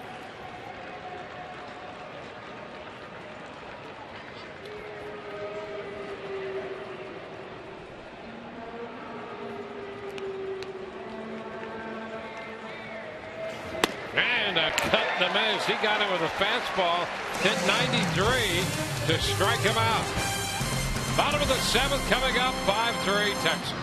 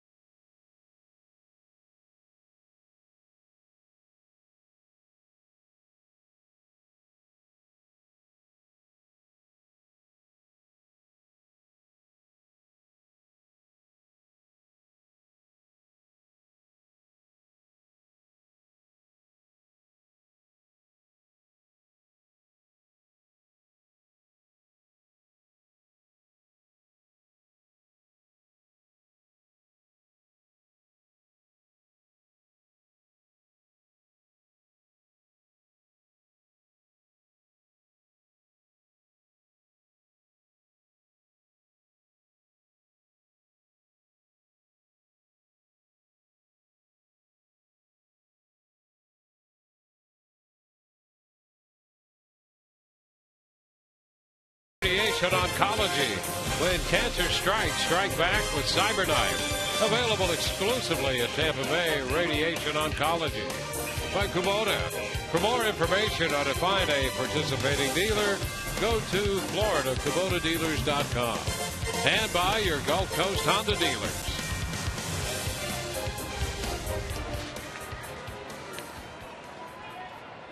Gianni Keela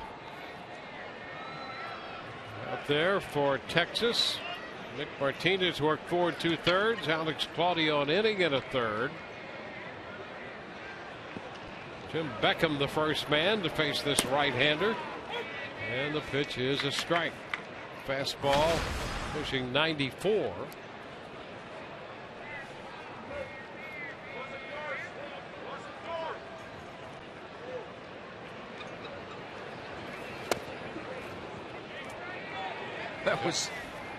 That was filthy. I'm telling you what, these two pitches, fastball, then the slider.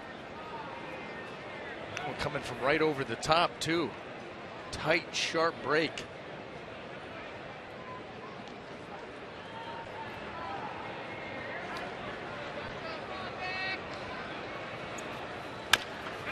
Tapper to the right side. And it's played unassisted by Banks for the out. Let's hear it from Todd Callis once again. Todd? Dwayne, you know what's been missing tonight? What? The walk-up music for Evan Longoria. After 198 straight starts, we don't hear that walk-up music by Tantric. But fans that are coming to the game on Saturday will receive this Evan Longoria bobblehead And it's sponsored by Sun Sports because it's the best giveaway item of the year, or at least one of them. And we always sponsor the best items. After this pitch, I'll play it for you. Just hit this little button, and you've got the walk-up music with the bobblehead. How about that? I think they went a little strong on the Letterman-esque gap in his tooth in the front, but other than that, it is perfect. Guys, back to you. Yeah, and I think you could, with a little touch-up paint, you could correct that. I like it.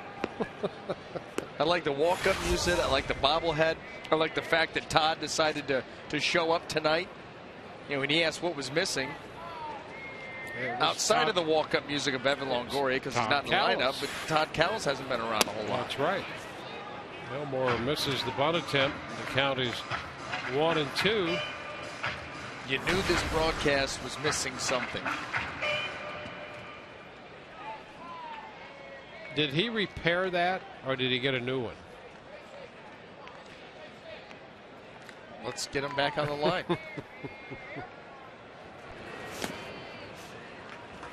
2-2. Yeah, we got a new one, guys. The road trip version. Yep. He had a little bit of his legs were severed. Just a little accident. Yeah, his legs were severed, but this one's fully intact, so we're good.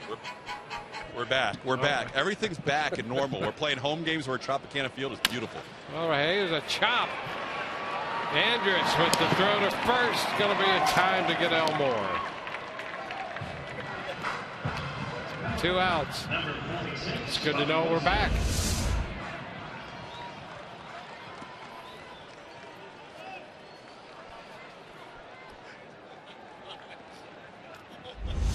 Now the base is empty. Bobby Wilson.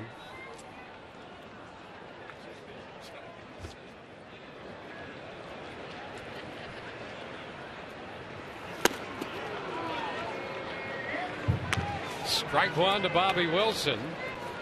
Ernesto Frieri up in the bullpen.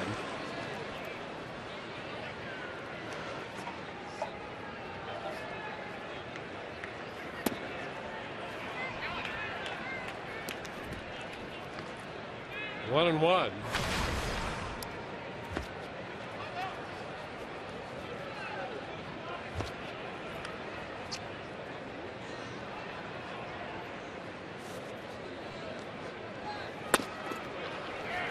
Ball, 2 strikes. Keela showing a very good arm. That fastball up at 95. Yeah, he's got that Iron Mike delivery. I mean, just short, over the top, and fastball straight as an arrow. He's only 21 years old.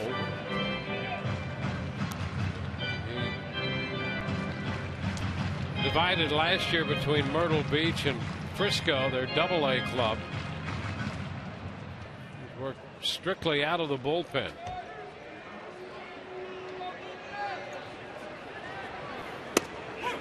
And there is strike 3 call. So a 1-2-3 7 2-run ball game, Texas.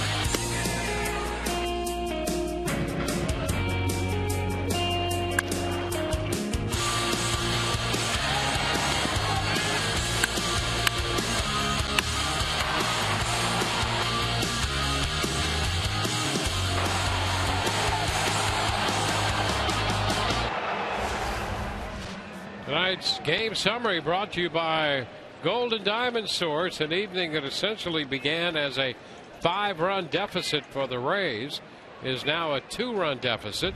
Both starting pitchers long gone. Robinson Chirinos takes the first pitch in the 8th from Ernesto Frieri, pitcher number 3 for the Rays, and 1 strike the count.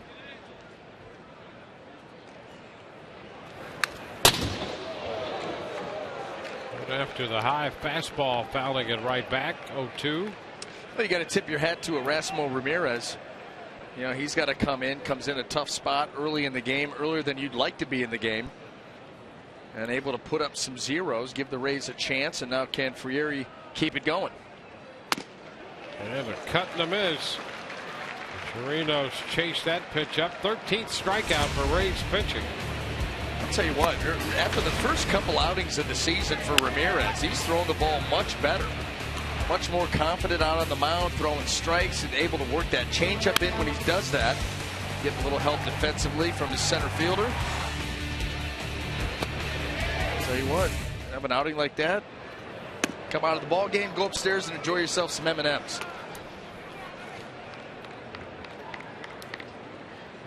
And now Frieri's in there. 1-0 the count to Odor. It's popped up and toward the dugout. Forsythe stays with it and had just enough room. Odor is out number 2. Boy, you never give up. And Forsythe stayed right with that on the railing. Look at the eyes leave, then he comes back down. Grab that railing, find it again, and there you have it. Well done by Logan Forsythe. And it's a little unnerving taking your eyes off that baseball with the roof here and how tricky it can be from time to time. You got to find out where you are. Delino DeShields takes a strike, a slider there from Frieri. DeShields twice has walked and has scored. He lined to third his last time. And a couple sliders puts him down in the count, 0-2.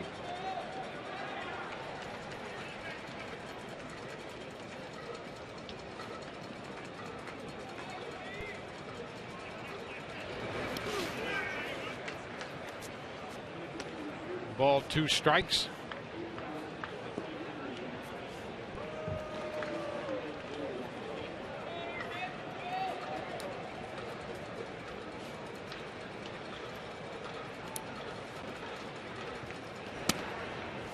Two and 2.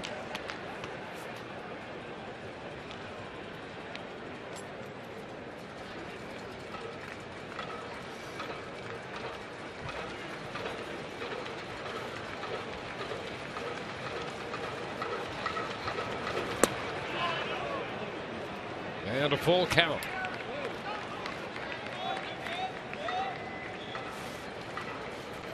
Frieri pitched an inning in Boston on Tuesday.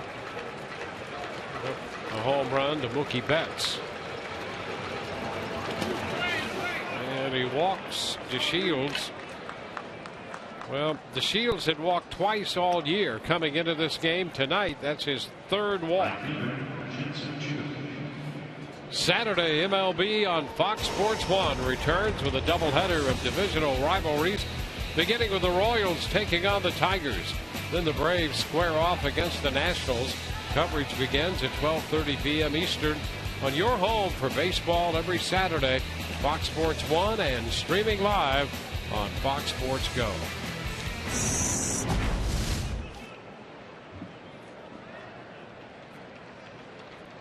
Top of the order, Shin-Soo Choo. Shields already has a steal tonight. Draws a throw. He's back in easily. Well, this Ranger offense has been stagnant with 2 outs. This would be the chance that the Shields should take. We saw the jump in the stolen base earlier in the game. He's got speed to burn and a very good lead. Fastball misses. 1 ball, no strikes. And when you've got a guy on first and you're trying to keep him there, always concerned that you get a pitcher rushing, he leaves something up. There goes DeShields, and the throw down is not in time. He stayed in contact with the bag. His second stolen base of the night.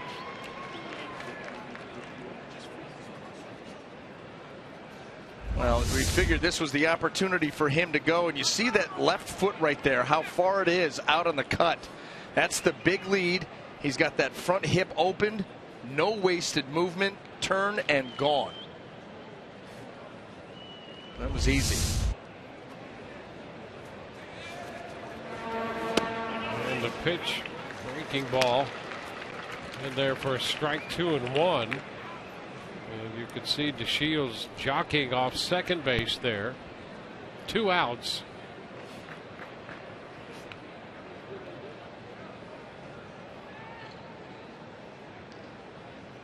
And a turn, but nothing doing back there. Well, and Shin-Soo Choo is probably like, hey, Delino, calm down. First of all, I don't want to have a whole lot of movement when I'm trying to pick up a release point, and you better not be thinking about going to third right here. Let me try to drive you in. He's going to third. Oh, got easy. a great jump. Never stopped him. Stolen easily. Yeah. And on the first pitch, DeShields was jockeying back and forth. Frieri didn't look back at all. And then on the next one, he did. And this one, he's going anyway. Well, you know, that's on Frieri, because as a pitcher, you've got to peek back there and take a base runner and keep him stuck right in his tracks. You allow that, well, then it should be taken advantage of. Yeah, and DeShields, as soon as he got out there, he was looking for that. And on the first pitch with DeShields at second, there was no attention paid. And then that next pitch, he actually turned, but nothing doing. Full count. And strike 3 called on the inside corner. Couple strikeouts in the inning for Frieri. Bottom of the 8th coming. Rays down by 2.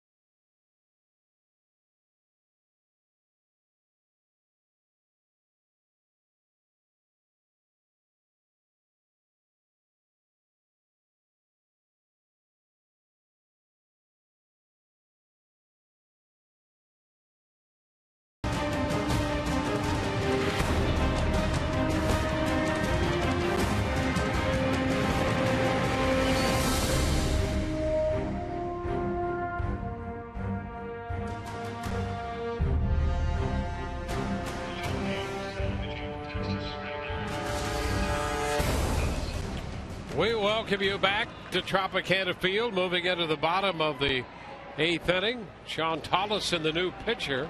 Rays have the top of the order up here.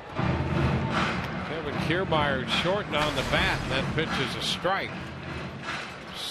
Steven Souza Jr. next, and then James Loney.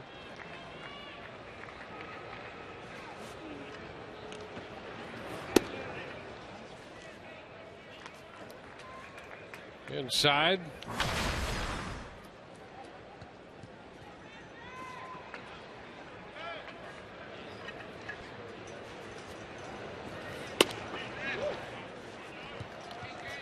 Two and one. A fastball, changeup, slider for Tollefson as he tries to navigate through the top of the Rays order. And there's a long one to right, back toward the corner, and that ball is gone. Home run to open the 8th inning for the Rays, and now it's a one-run ball game. And that was a changeup, a 3-1 changeup, and Kiermaier was able to wait back long enough to catch it crisp and draw the Rays within one. There it is.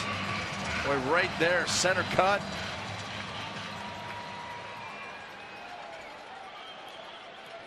The third home run of the year for Kiermaier. 4th run of the night for the Rays, and it's 5-4 now. Here's Steven Souza Jr. And he's under this one, pops it up on the right side. Odor, the second baseman, makes the catch. First baseman, number 21, James Loney.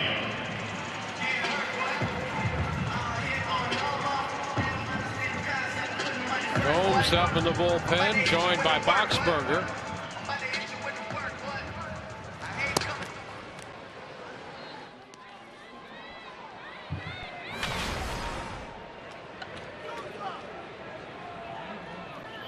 James Loney 0 for 2.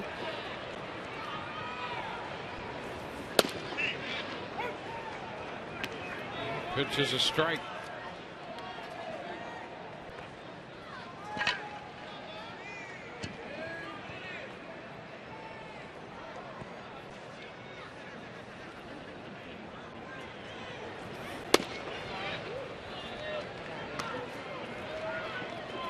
One and one.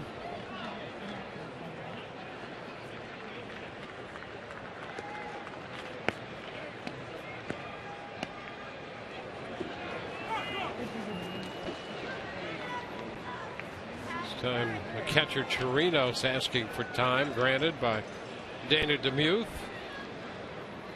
1-1 to count to Loney.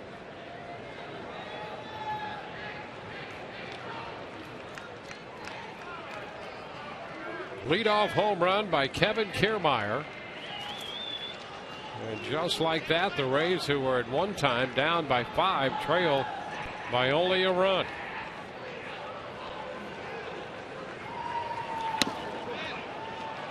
And 2, and he had Loney out in front of the changeup. Now this is the changeup that Tollefson was looking to throw to Kevin Kiermaier. That one with that little late movement. Good arm speed on that pitch.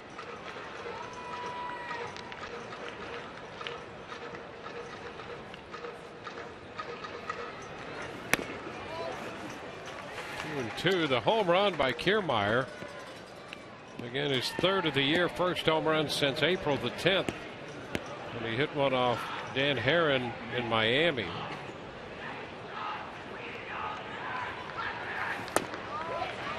Count is full on Loney.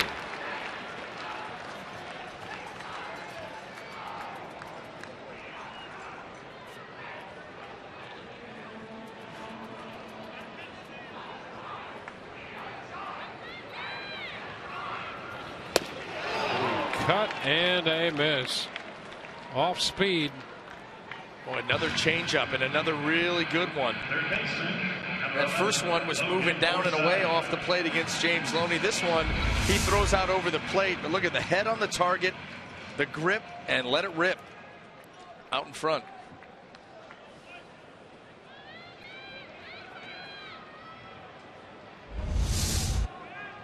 Here's Logan Forsythe.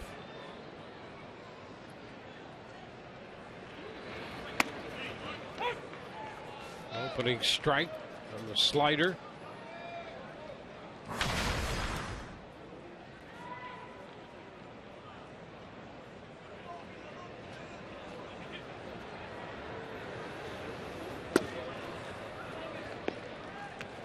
Tried the slider again and missed. 1-1.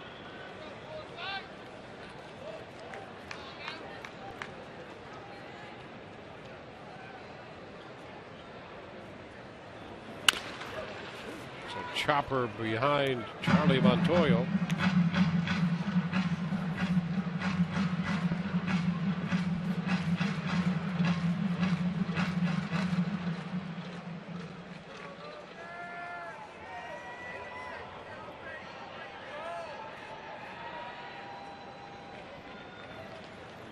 Leadoff homer by Kiermaier. 2 outs, bases empty. 1-2 to Logan Forsythe. He fouls that one to stay alive.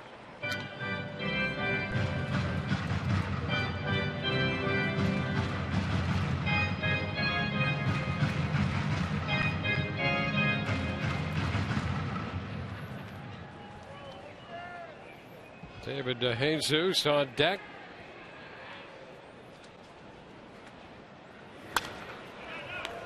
And Forsythe continues to battle behind in the count. That fastball up near the mid-90s.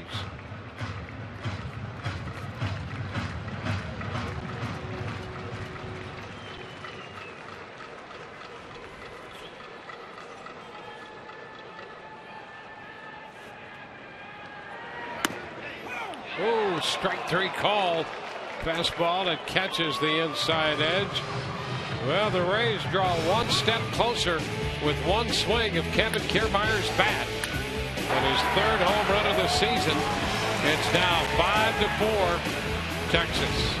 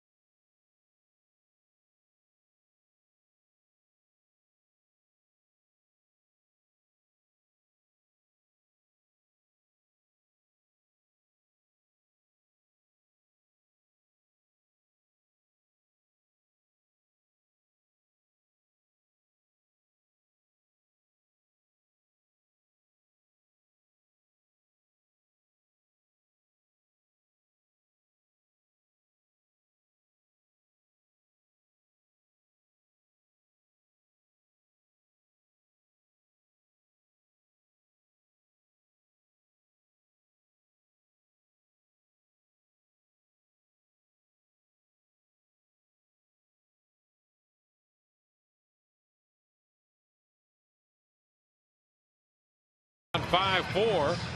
We'll send Brandon Gomes out there to pitch the top of the 9th inning, making his 9th appearance.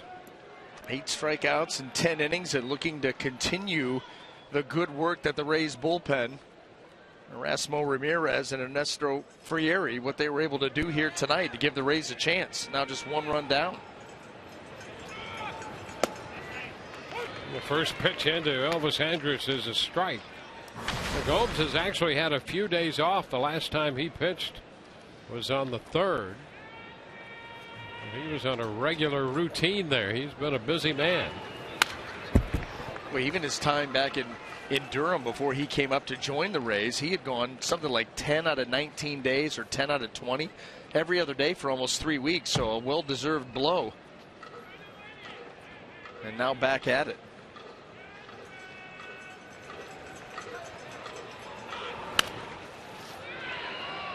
We'll see another 2-strike pitch. Phillies, the closer, up in the bullpen.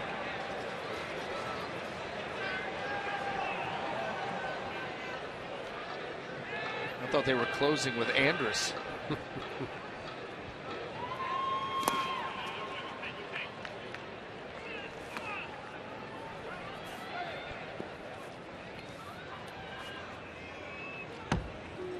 A ball, 2 strikes. Andrus leading off the 9th.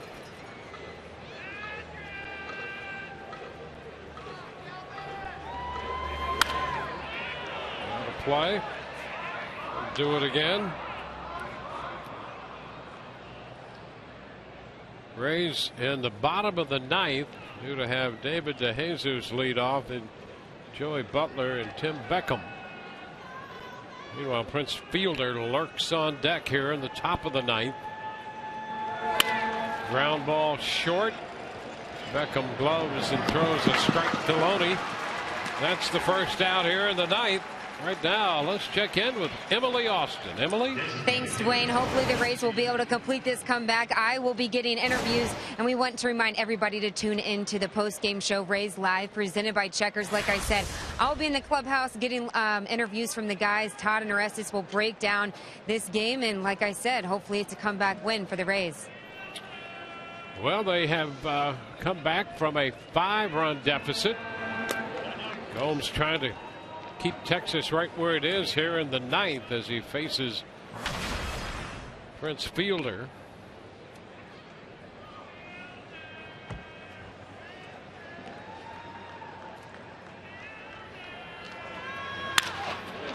There's a ground ball. Will be handled by Elmore. There's a big out of the DH. 2 gone.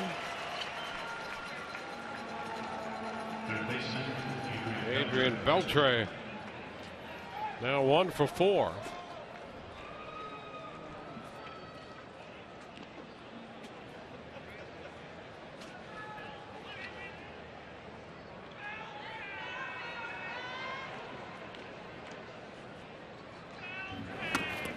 A big cut and a miss on a pitch that stayed up, and he had a big cut at it.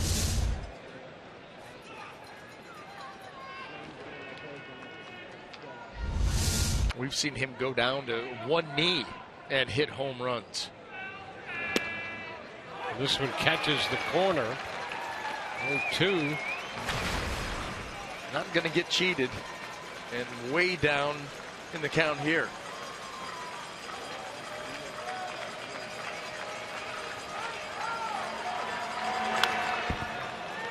Fastball up and out over the plate, but up out of the zone as well, and he was after that one.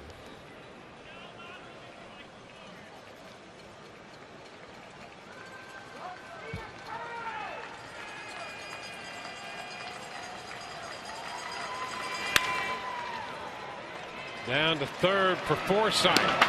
3 ground balls, 3 outs. We go to the bottom of the 9th. The Rays will have DeJesus to lead it off. They need 1 to tie, 2 to win.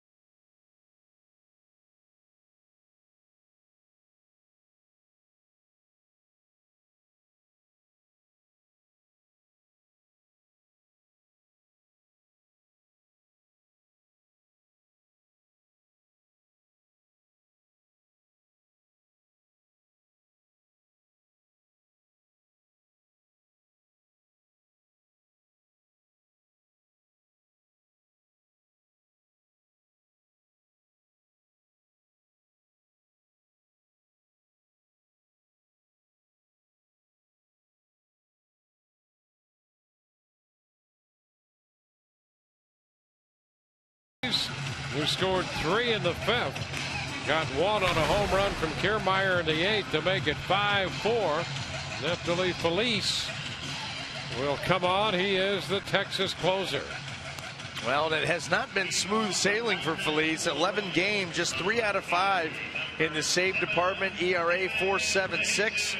Over a strikeout an inning, but 5 walks, something you can ill afford in these types of situations. And you got a guy coming to the plate right near in David DeJesus, who is not afraid to work an at bat.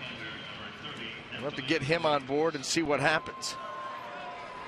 Jake Smolinski is in the game at left. Pagaro moves from left to right. Chu out of the game.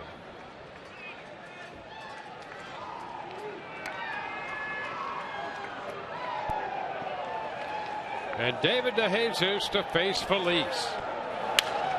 After the pitch, and he fouls it out of play. Strike 1. 26-year-old right-hander Feliz.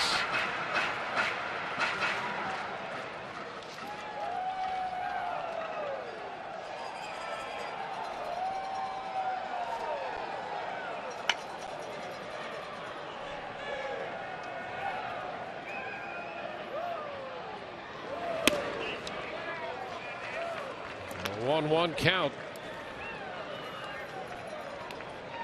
Rays have trailed all evening and up for their final shot.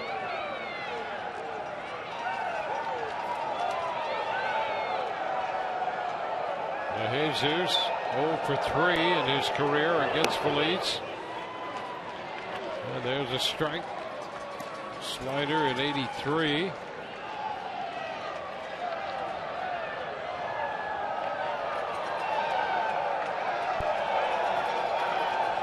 Joey Butler is on deck.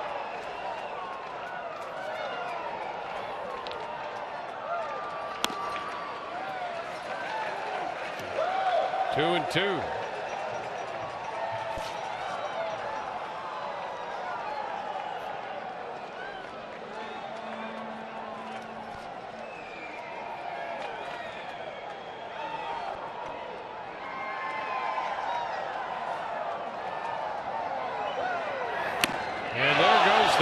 Look out, and a cut and a miss by DeJesus. And a nice catch by that fan. Right in the ribs. Designated hitter, number 9, Joey Butler.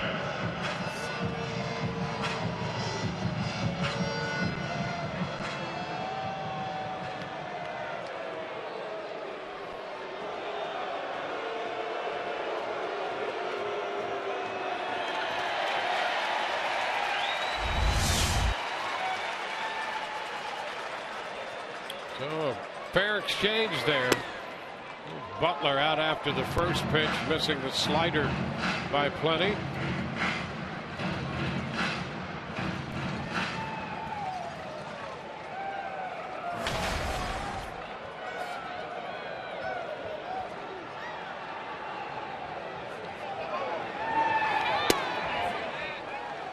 It's 1-1.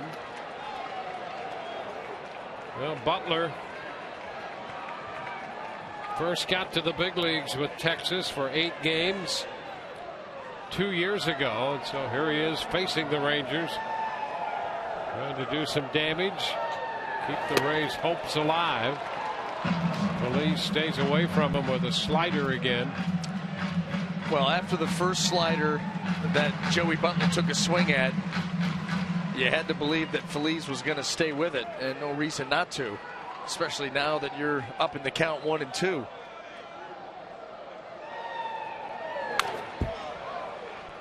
Fouls that one back. Got a fastball, mid-90s. Well, he almost with the slide step there, trying to speed Butler back up. And I promise you, he'll go back to the slider right here.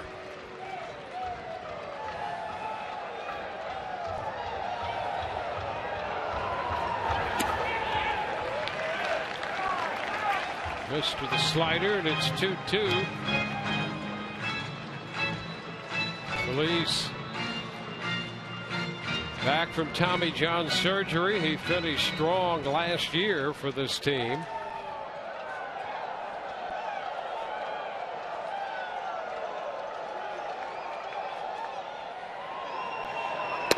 And strike 3 call. Boy, he found that corner with the slider. Dandy pitch right there. 2 gone. Slider heavy in this at bat for good reason. You see where all those pitches are. And he's able to drop that one right on the edge. Well, the Rays down to their final out after coming all the way back to within a run. And Tim Beckham bats. Beckham drove in a run with a ground ball in the 5th inning. Really a hot shot low liner on one hop. They've got to run home. And a little nubber back to the mound. A little reverse spin. But Felice makes the throw to first to end this game. Well, Texas scored 4 in the 2nd and 1 in the 5th. And they make that hold up. It's a 5-4 final. Texas got 7 strikeouts out of their bullpen. And they take the first game of this series 5-4. It will be the same 2 teams tomorrow night. We'll be with you at 6:30 on Sun Sports with our pregame coverage. Brian Anderson and the rest of our crew, Dwayne Stats. Hope you've enjoyed the telecast, if not the outcome. Rays Live, the postgame comes your way next. See you there.